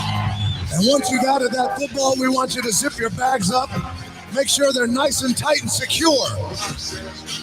And then we say to you, the NFL suits, and to everyone around who wants to tell us, the people, what we have and what we shouldn't have, we respectfully tell you to take your bags, turn them sideways, and stick them straight up your candy asses. If you smell what the XFL is cooking. Well, today marks 3 months until the promised debut of the third edition of the XFL. We're about 6 months from the opening of the USFL, so that's April. XFL is February. And it's interesting that both these two properties are ignoring each other completely. And I'm not sure who's going to win, who's going to lose, or what, but we all know that we've seen this before. The XFL, they just wrapped up their draft yesterday after a couple days in Vegas. Earlier in the week, we found out that the USFL, they got some of the attention on Tuesday as they announced they're going to play games in Memphis and maybe Michigan along with Birmingham. But it's interesting because the XFL and the Roc versus the Fox Sports owned USFL and how it's all going to play out. But Manuch, you look at the coaches from the XFL and then you look at the coaches of the USFL, some big-time guys. Sure are. Like, if we look at the XFL, you got Stoops. He's returning. He's the only coach to return from 2020. Right. He's in Texas with the Renegades.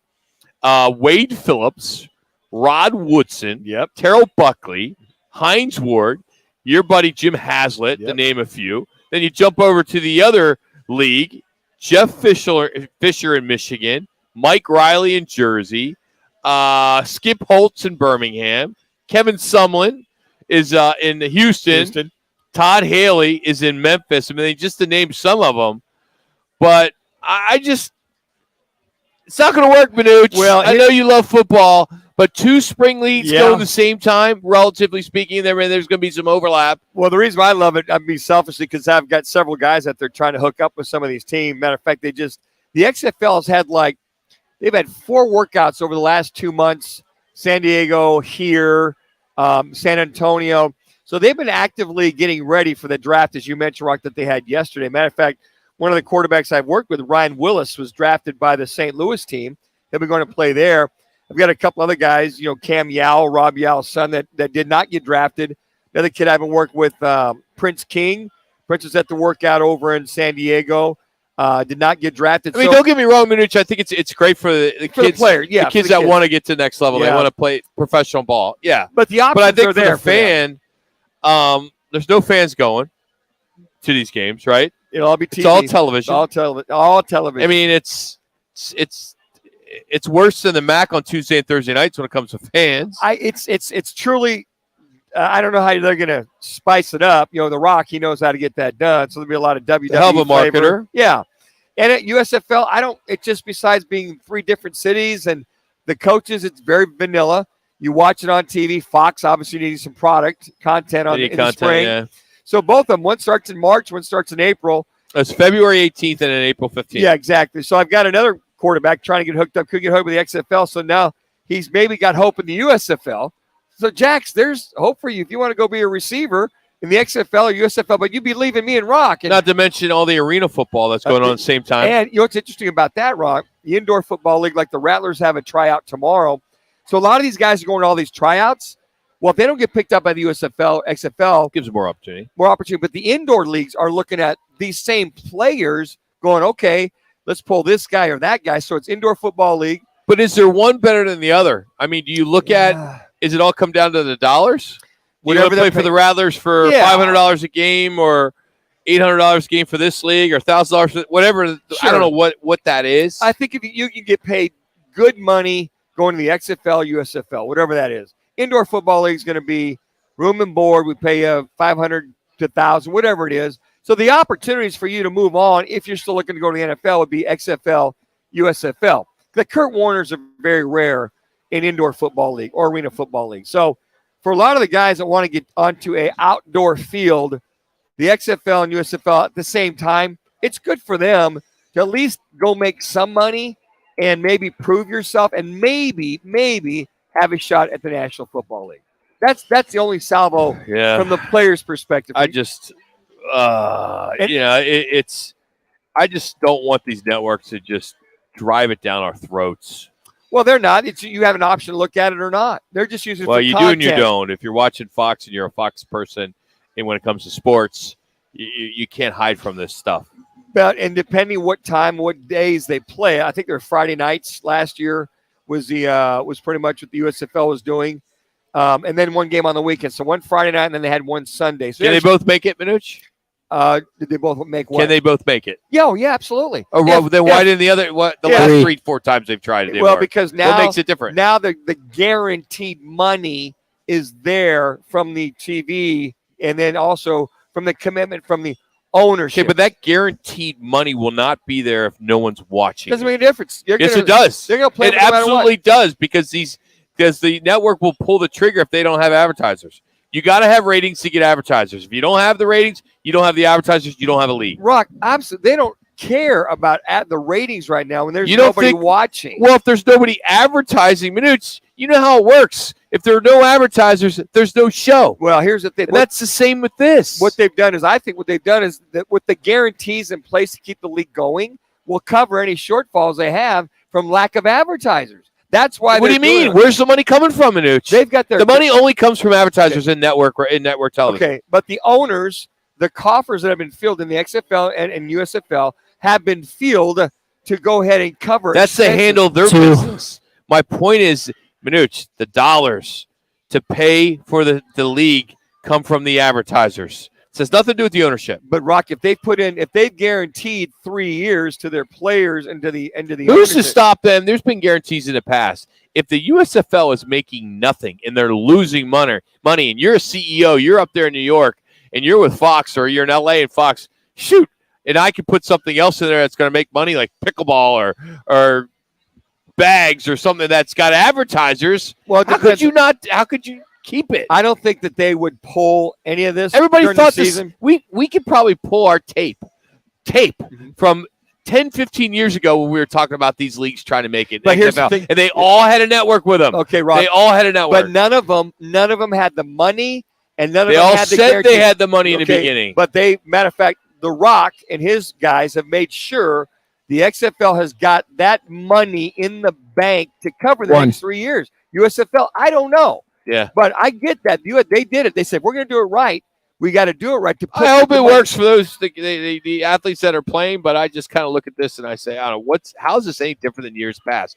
Especially as a viewer, we have so many more so many options sure we do. now. Yeah, but you can than we had years ago when the USFL challenged the NFL. Okay, but if Fox and whoever's who's I get it. If Fox, I don't know who the other one is. Maybe ESPN's got a piece of it. I don't know. If they've got the commitment there. Anyway, real quick, a random fact today, which is brought to you by the Valley Chevy Dealers. Your Valley Chevy dealer, serving the Valley for over 80 years.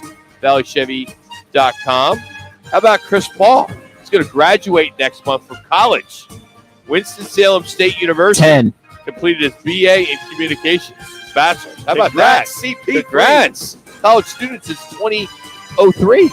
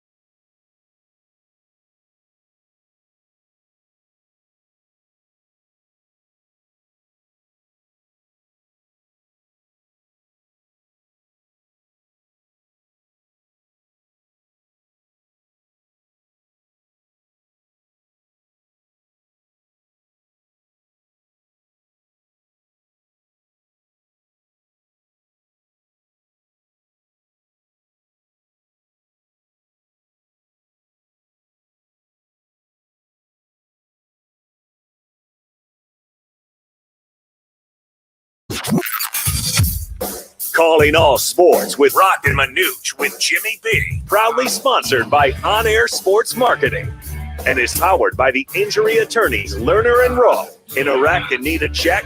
Make one call, that's all. 602-977-1900. And always online at lernerandrowe.com. Now time for Calling All Sports with Roc and Manuch with Jimmy B.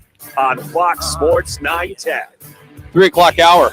Roc and Manuch with Jimmy B. Jax is on hand here as we are coming to you from the Twin Peaks in Scottsdale. Thanks to our friends at Coors Light and Blue Moon. We've teamed up with them for 2 big promotions. Got our fan pick'em, where we give away weekly $50 Twin Peaks man cards. Just go to fanpick'em.com, get your professional football picks in. You can do that right now. Never too late to do that.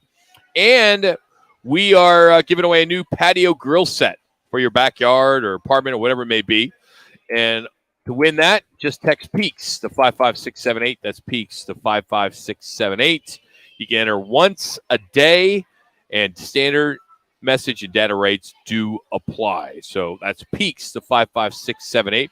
Normally we're out here, or normally at Roy Toyota, I should say, on Fridays, but because of some construction that they are doing in their showroom, they have said, hey, you guys take a few weeks, and we encourage you to go over to Twin Peaks just down the street. So we're just down the street from Toyota. Yeah, but big weekend, as we always talk about. November is one of the best months to buy a car. For some reason, I don't know why. I just know that that's when they give some really good deals, and they're kind of cleaning up the 2022s, what's left, because all the 2023s are coming in.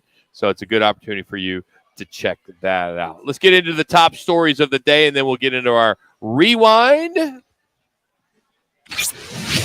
Time for the top local and national stories of the hour. Powered by the Sportsbook at CAZ Sports Bar in Casino, Arizona. Bet big on your favorite teams and players in an environment that's as exciting as the game you're watching. There's no better place in the Valley to get in on the action. The Sportsbook at CAZ Sports Bar. Now, guys, what's your top story this hour? Just a quick couple of hits we want to get to. DJ Humphries will be out. We found that out today for Monday night against the 49ers in Mexico.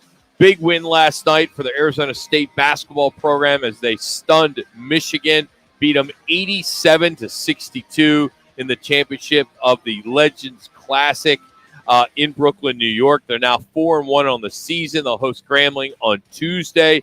Arizona, they crushed Utah Tech 104-77. GCU will be back at it tonight as they host Grambling. Of course, ASU football, they get Oregon State tomorrow. Their home finale of what has been just a horrific season for them, finishing right now 3-7, maybe 3-8 after they lost last week to Washington State.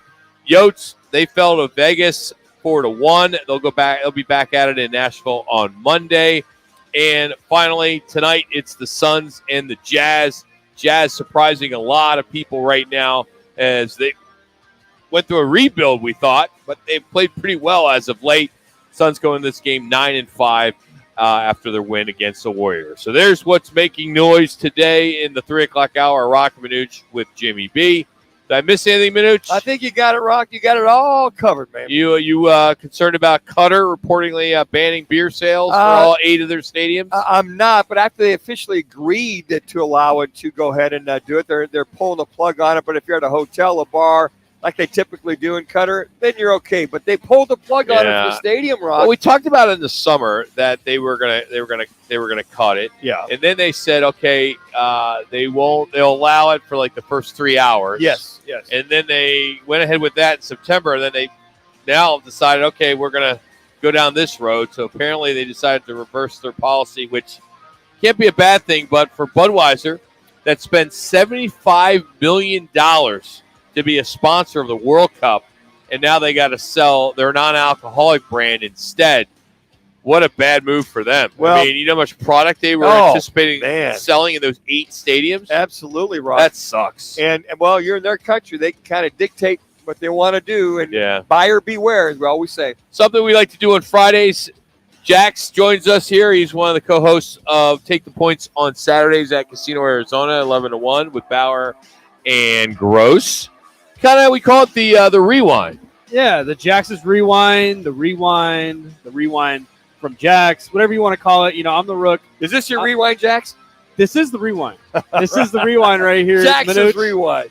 You know, throughout the week I get made fun of, but you know, this is kind of my time to get payback, Roc, Manuch, and Jimmy B. So Ben, let's get the open. Let's get the bumper rolling. Time now for this week's Calling All Sports Rewind. Rewind.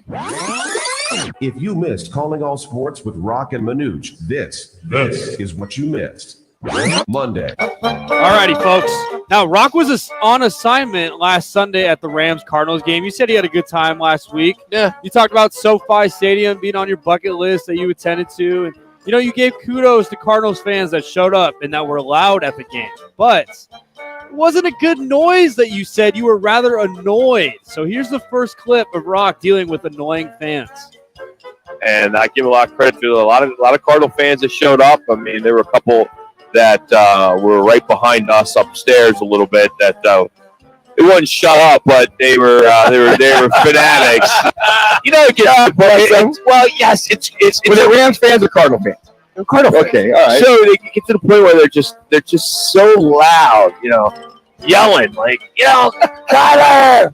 Because he's on the sideline, right? Like he's really gonna, you know, acknowledge him. Hey, how you doing, folks? Yeah, like the kicker Lee was right in front of me the whole time, and you know, he's looking up, he's rolling his eyes at these guys because they're trying to get attention. Absolutely. Because once you start, you know, then it's just gonna keep going. You know, Manuch. Oh yeah. And it was just. I mean, it was all right for the first quarter, but when they were all liquored up, I mean, it's just like, shut up already, you know. Kyler. That little subtle shot Roc took to me on the side. Yeah, that was subtle. I didn't hear that until that. But before the game, we got there early, and you know, Michael Bidwell was there, Steve Keim, and all the brass, and JJ's throwing the ball around to the crowd, which is super cool. And I put that on Twitter. I thought that was neat. JJ. It's like, gosh, you know, and there's only like 20 of them. It wasn't like there was thousands of Cardinal fans. So now Roc realizes what it's like down there on the sidelines. For me. Exactly. So you're going to tell me that people were yelling Manuch all the time on the sideline? No. Some of them, they're yelling. Now, when I would come out of a game, they might yell, hey, Manuch, don't be afraid to mix it in completion. Yes, I've heard that before. That's very crystal clear. Yeah. That's funny. 5 rows up. That's funny. Well, this next one, you know, I'm the youngest in the crew here at Roc and Manuch with Jimmy B. And every single time I'm on air, I have to think twice before I speak. You know, I don't want to mess up. I don't want to get made fun of on the air. Well, our fine producer and board op, Benjamin Garcia, well, I don't know if he thought twice before he said this on Monday during the break. Good. I'm glad this you brought take this one. about Eno Benjamin and James Conner was terrible. So terrible. It baffled Roc that he had to bring it up on Monday's show. Here's the take. Listen. For what he just said. Was he serious about that? He's an ASU guy. Yeah, he is. And Eno Benjamin was just let go. And he said he would take Eno Benjamin over James Conner. Okay, now Pro Bowler. we're looking for a board up. Do you have a bottle of glue open near you there, Ben? What are you drinking today, Benjamin? James Conner is last name is your first name? James Conner is making $6 million this year. You can get much more at other positions, and you can get 90% of James Conner out of Eno. What you've just said is one of the most insanely idiotic things I have ever heard.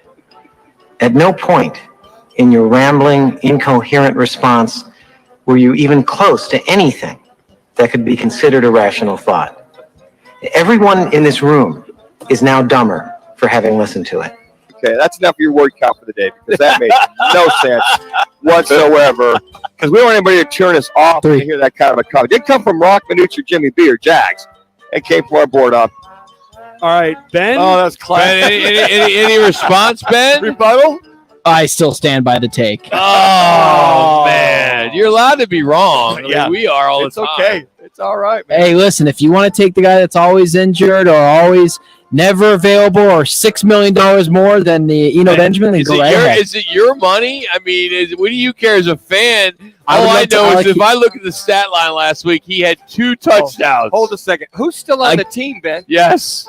Against a terrible Rams defense. That Rams team is really bad, guys. Okay, what did James have the week before? And the week before that? He was injured for most of the season. He's talking about Eno Benjamin's 55 yards against the Saints that's JV right. team. Oh, JV that's team. right. Did he mention on Thursday Night Football? Did he mention the inadvertent clip at the end of the game? Yeah. I mean, I'm just saying. All right, 2 minutes. Well, all right. Well, so last week, we talked about Manuch trying to stay hip with the Gen Z and the youth and the lingo and stuff like that. Well, Jimmy B showed up to work wearing something that Roc and Manuch didn't really like and weren't a fan of his hat that he wore yesterday. And, Jimmy's trying to do the same thing like Manuch, but with his appearance. Here's this clip. Like, the difference between Crespin, he would never, ever, even if I paid him, would wear a hat like that. What, man? This is a good golf hat. No, it's not. It's a pin golf. You should wear this. No, I wouldn't. You would be dead wearing that hat. Want to know the best part? Can we get that on the video? I put that in the video. I wear this hat with orange shorts and a white shirt. Oh my gosh, the color guy! I just got a little.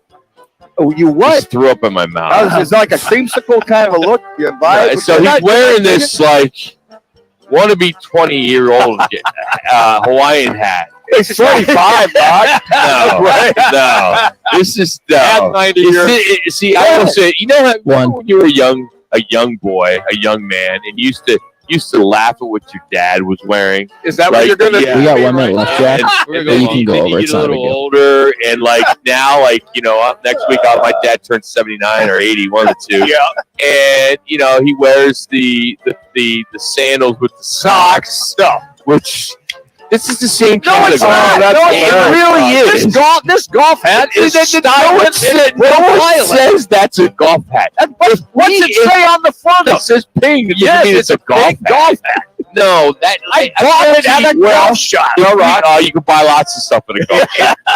In fairness, it fits the individual that's wearing it. That's all. Literally, he's got the little tropical. We only go 3-4 years back with it, so we don't know him that well. Styling and profiling. So he lives in Sun Lake. That's all I gotta say. You know that birdie? What's that brand? Bad Birdie. Yeah, it was like a Bad Birdie hat, but Bad Birdie's for like the millennials. Oh, that's and fine. Jimmy is 70. It doesn't fit him.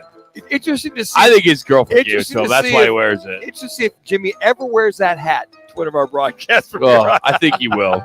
No, you should see the shirt he has. It's on our website. One of our pictures we took. Yeah. All right, go ahead, Jack. Well, again, I guess the last one here, if we have time to play it. I mean, it was the biggest debate yesterday's show. Manuch, you said Rutgers University. We'll play the clip one more time.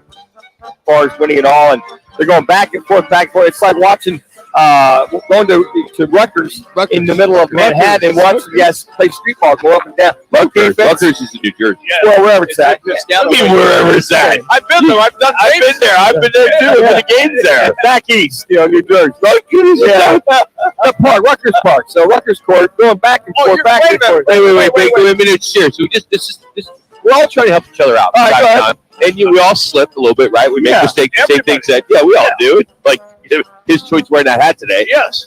Rutgers is in New Jersey. Yes. Okay, it's in Not North Rutgers. Jersey. I'm talking about Rutgers Park. Rutgers Park. You said Rutgers. I said Rutgers. No, I said no. Manuch, I said Rutgers Park. You said Rutgers. I did not. You may not have meant it, but it's what you said. Okay, like if I write something out, you're going to read what I said. Rutgers. I can say what I wrote. Anchorman. I said Rutgers Park. Back at Rutgers, Rutgers Park, going up and down the court. You can replay the tape. Oh, we will. Yeah. Get that ready for. Get that ready. That'll make it in rewind tomorrow. The Rutgers. Rutgers. You said Rutgers. I did say Rutgers. I didn't say Rutgers. I said Rutgers. Right, if I say Rutgers, it's Rutgers. Not Rutgers Park. Rutgers. There's no. That's T. our rewind. Nice job, Jack. That boy, Manuch, stellar week. Same with you, Jimmy B. Sean Salisbury joins us next. Get his thoughts on playing in cold weather as he grew up playing his college ball at USC. No. We got Mr. Rowe. Leonard Rowe. Oh, that's right. Oh, he can't after he picked man. against his own team and they won. Not used to these segments starting off the hour. If only we had that on the rewind. Exactly. Yeah. You can use it next week. Kevin Rowe joins us next. 602-260-9191 if you want to challenge him in our over-under contest with him. It's a $50 Visa gift card. Caller number 5, 602-260-9191. That's my bad. It's Roc and Manuch, Fox Sports 910.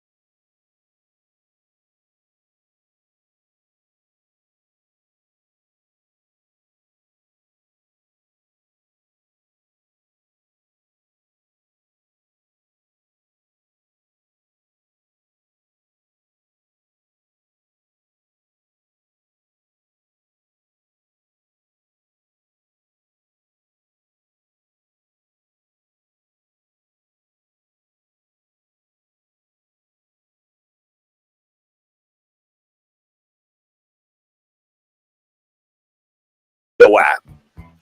So good news for Steve in Peoria, who called in to do his over-unders with Kevin Rowe. We just got alerted that Kevin got pulled into a meeting, and that means that Steve wins by default. So wins himself a $50 gift card. So Happy Thanksgiving, Steve. Works Steve. out good. How about that? Happy Thanksgiving, sitting everybody. there on hold, ready to go. And I'm like, oh, bummer.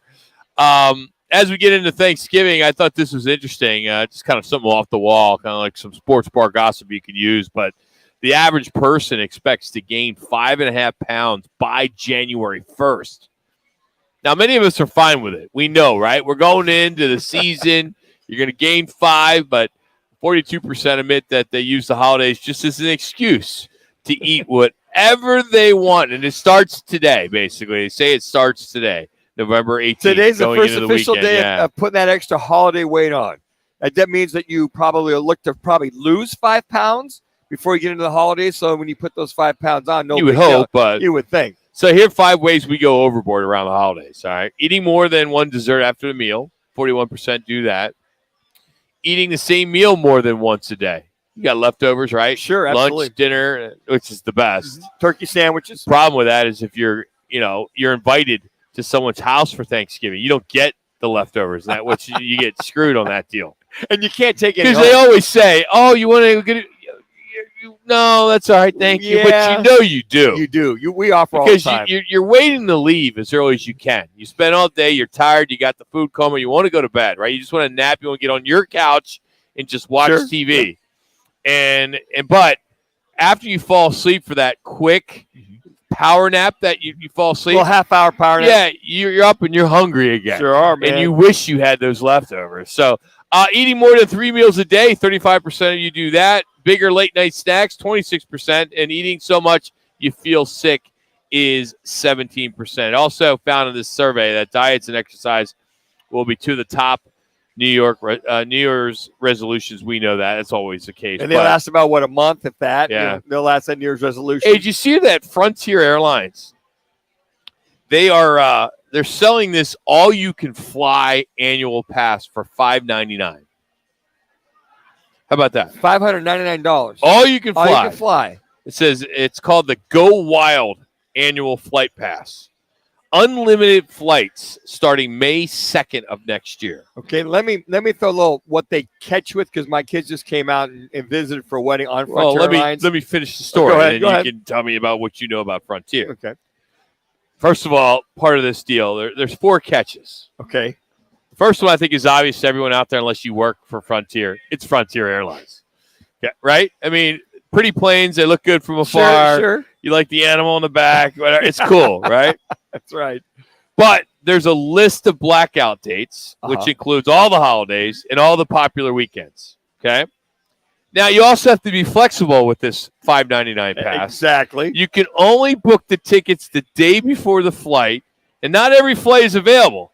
Basically, they are offering up seats that have gone unsold for their flights. So you get the scraps. You basically get the scraps, which I get. And be happy with them. This is probably the biggest catch.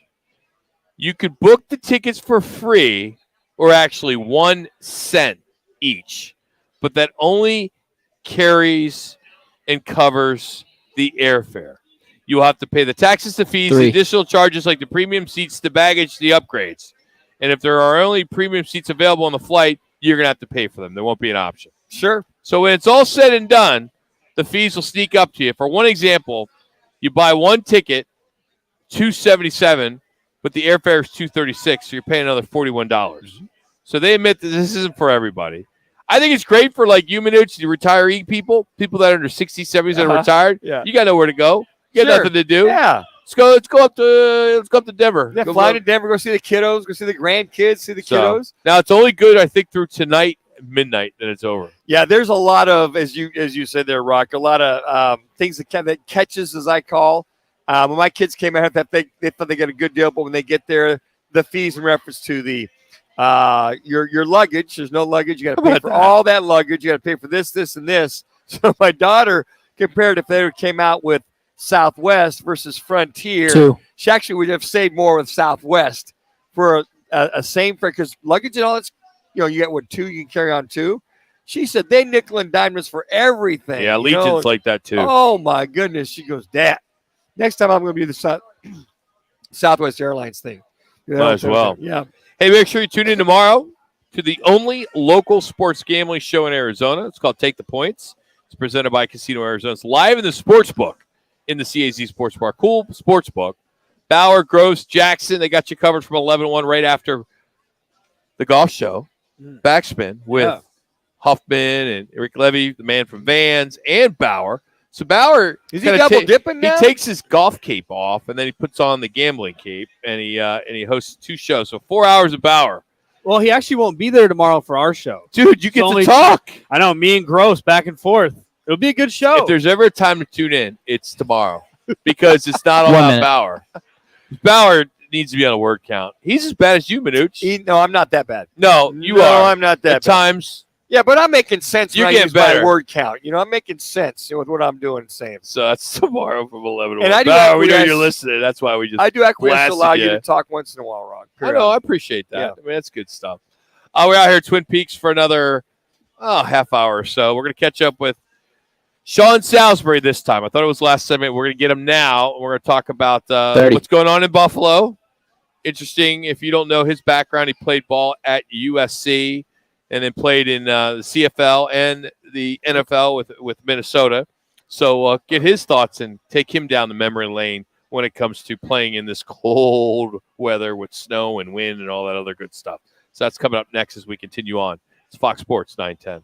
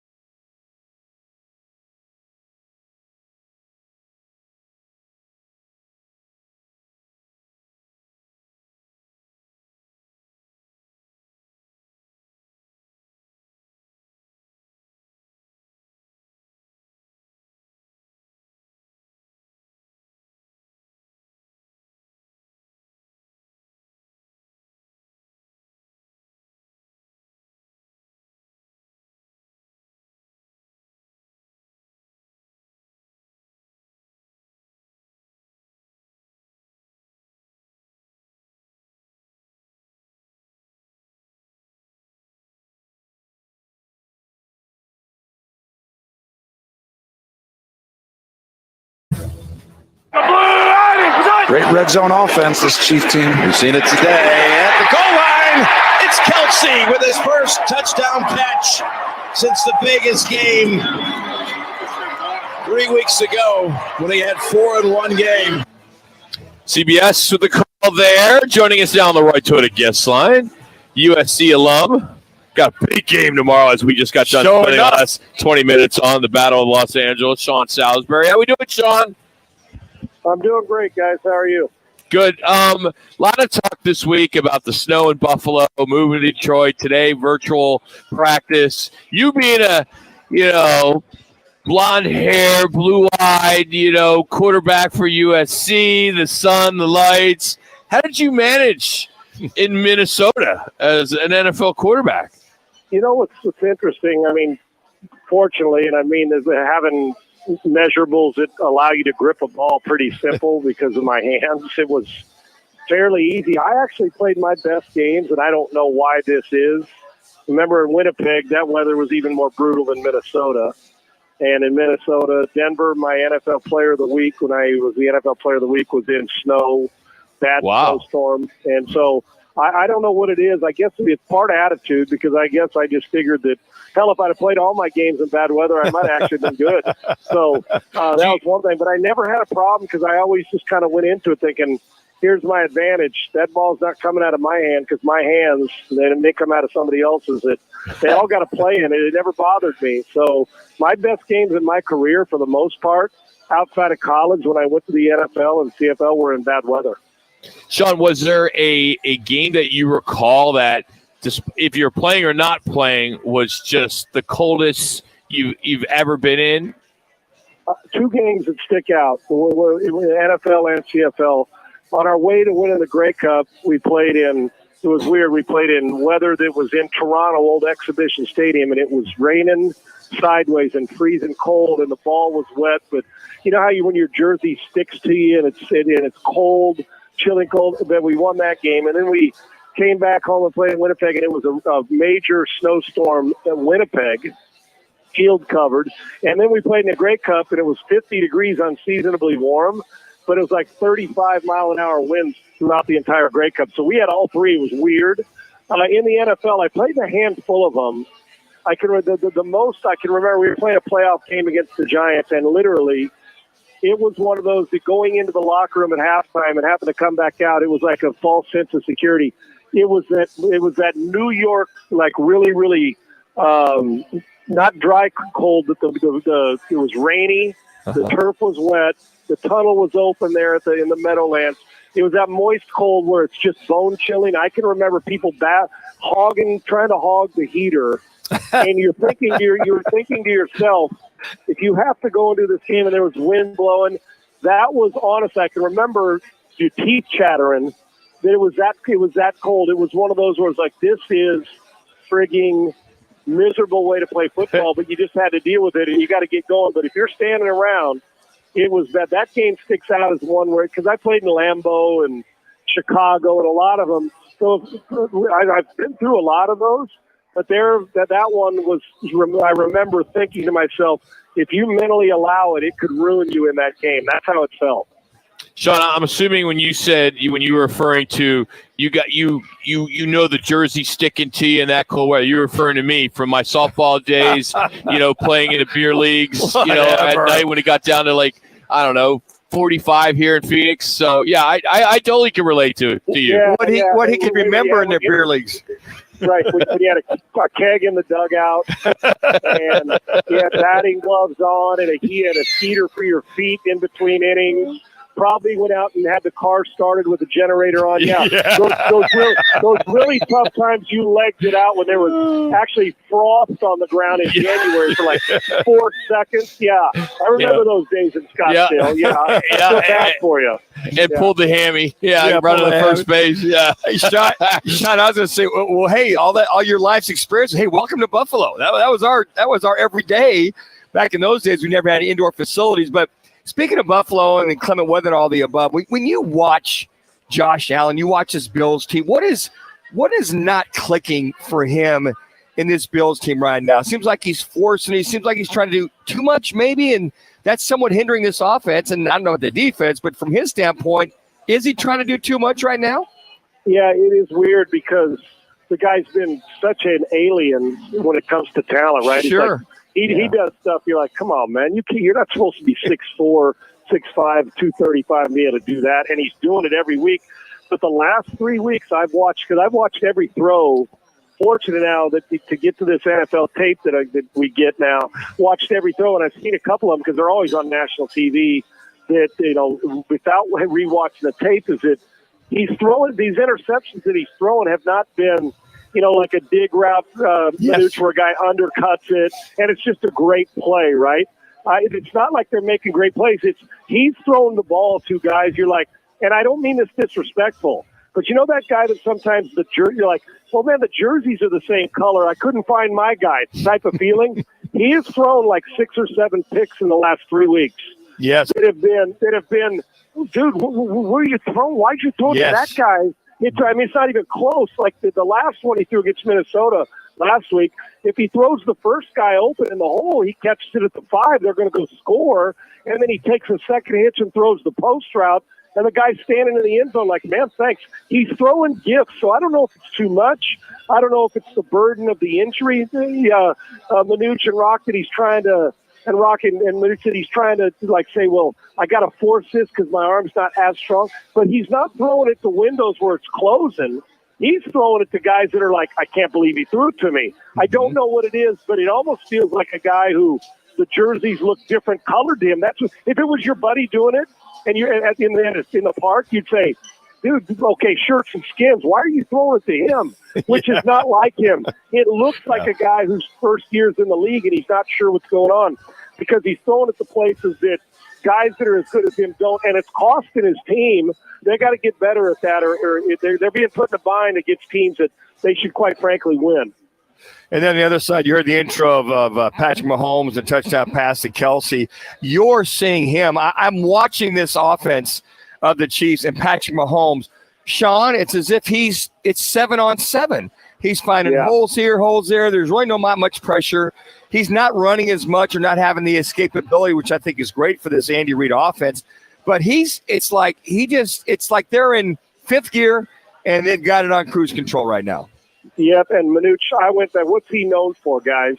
Making the off-schedule, spectacular big throw down the field, which we know he can make. But you know what I'm most impressed with? Yesterday, went back and looked at about 15 throws in the game. Just play-by-play. Didn't even pick special ones out.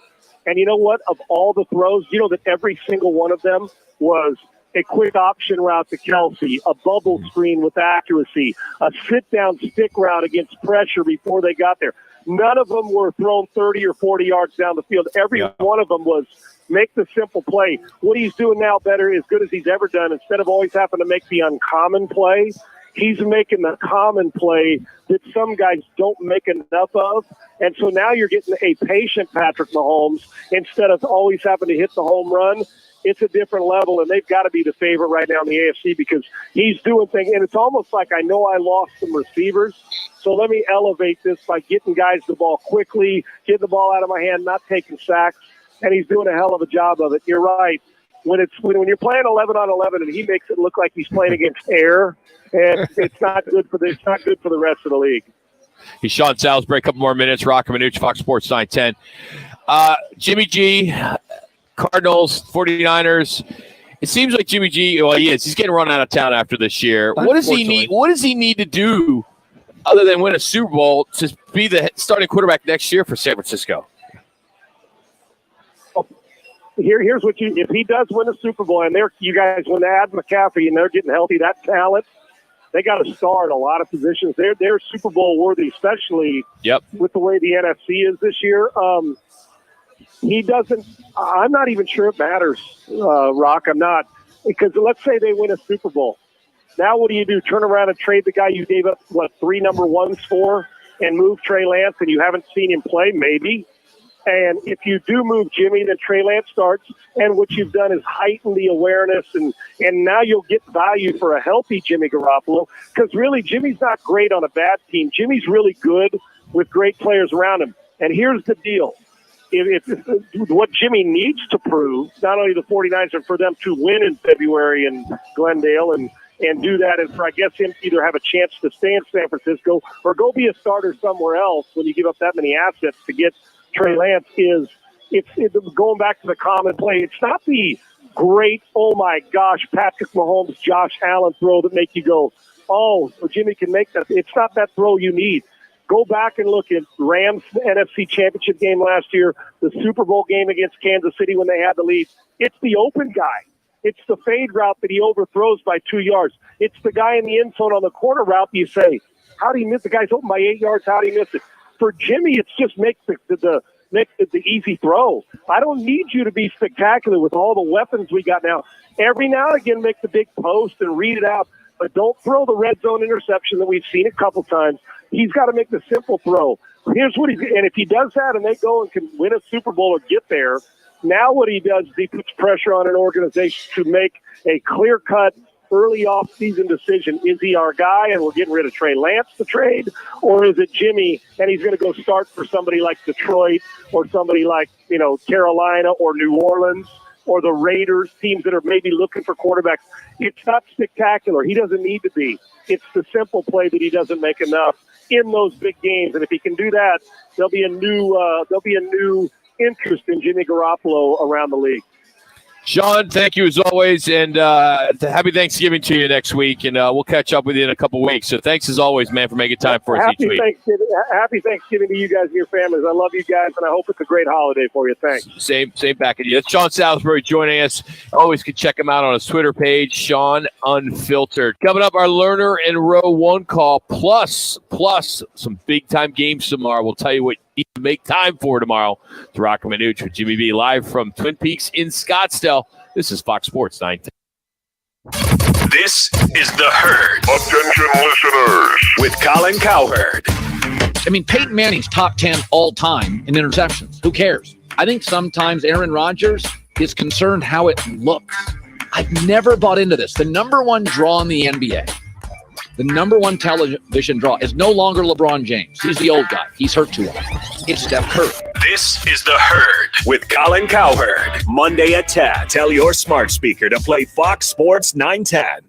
Fox Sports 910 traffic. Powered by your Valley Toyota dealers. Closure due to an accident 40th Street between I-10 and Elwood Street. Your alternate is 32nd Street. We have slow traffic.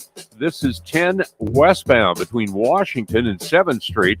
An accident sits off right on the Santan and Chandler Loop 202 eastbound near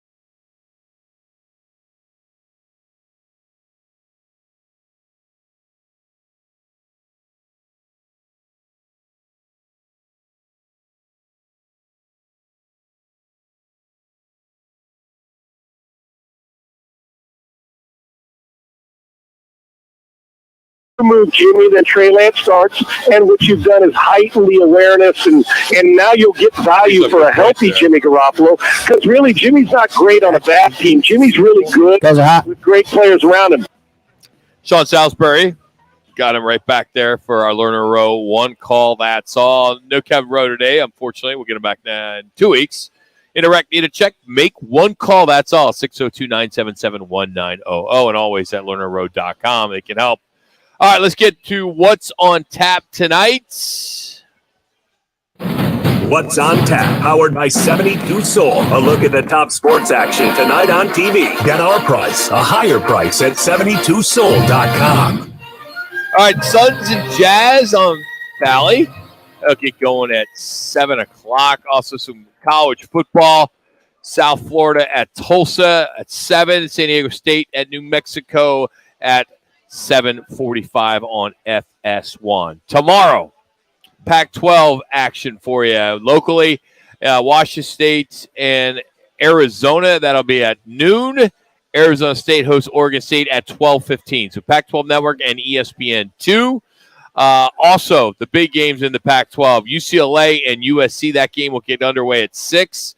And at 8:30, it will be Utah and Oregon. So some really good games on tomorrow. Sunday, looking ahead, Suns will be back in town to take on the Knicks. That's a 1:30 game on Sunday afternoon. So no Cardinal game on the afternoon docket, so you'll get to watch some Suns, and then they'll be on Monday as they'll be in Mexico hosting the 49ers on ESPN. Also, the Predators will be hosting the Yotes, and Arizona will host Cincinnati. When I say Arizona, that means the Wildcats on Monday. So a lot of action this weekend, a lot for us to talk about on Monday, as we'll be in the CAZ Sports Bar for, of course, Monday Night Football. And our jackpot is already at $2,500. How about that? So come on out and join us Monday to watch the game. What's on Tap is powered every day by Roc and Manuch with Jimmy B, by America's leading home selling program. That's 72 Sold. Everyone knows the home sales market is getting tougher and tougher. The number of sales are down, the prices are down, but 72 Sold is still getting top dollar for their customers. You're making a mistake if you're going the traditional route, so you got to go 72 Sold. They have a solution for today's home selling market. Go to 72sold.com and get your price, a higher price, at 72 Sold. All right, guys, the State 48 Roofing, it's your call question of the day, of which you can still go vote at Roc and Manuch on Twitter.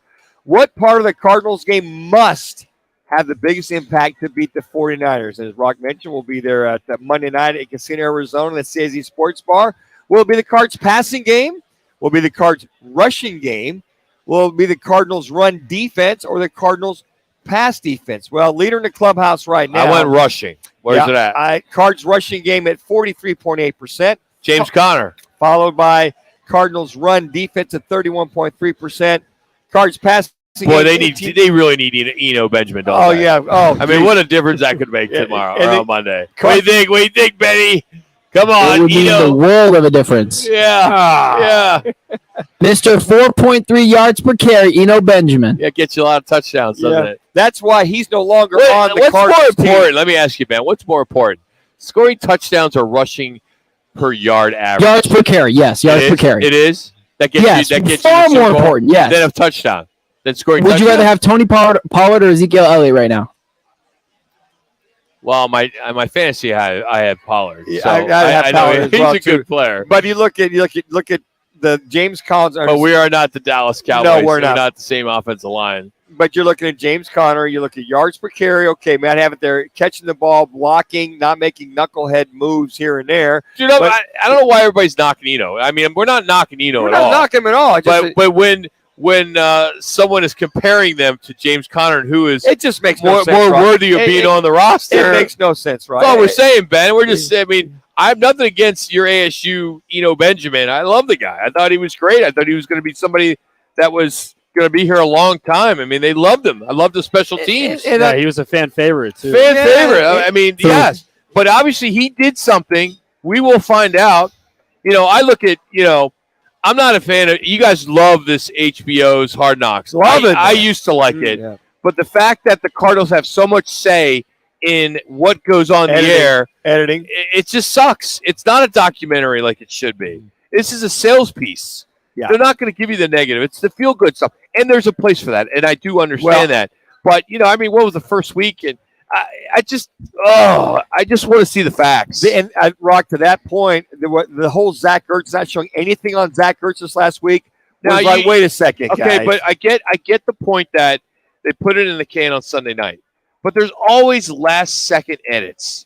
And something as big as Zach Ertz, who is so important to this team, doesn't make it on the Wednesday broadcast. You could have made those edits on Monday, got them in on Tuesday, and it airs on Wednesday. Rock, they can do it because they show the post-game speeches after it's all said and done. So they got that footage. Oh, they have it. Should have put it in there. That was just and the Eno Benjamin story. The two biggest stories of the week, Monday, with the exception of them winning, was Eno Benjamin and Zach Ertz, and what's the future? And the Eno thing's going to come out this Wednesday, which to your point could have came out this last Monday. Oh, so by the way, news now. Yeah. Well, I think Eno. I hope it's not something we're all going to be like, oh man, did he really? Well, he did, and for all indication, he did really. And you had to for that to happen. Hey, he did get cut. He said some magic words not only on the sideline, but some magic words that spilled over into the locker room after a victory.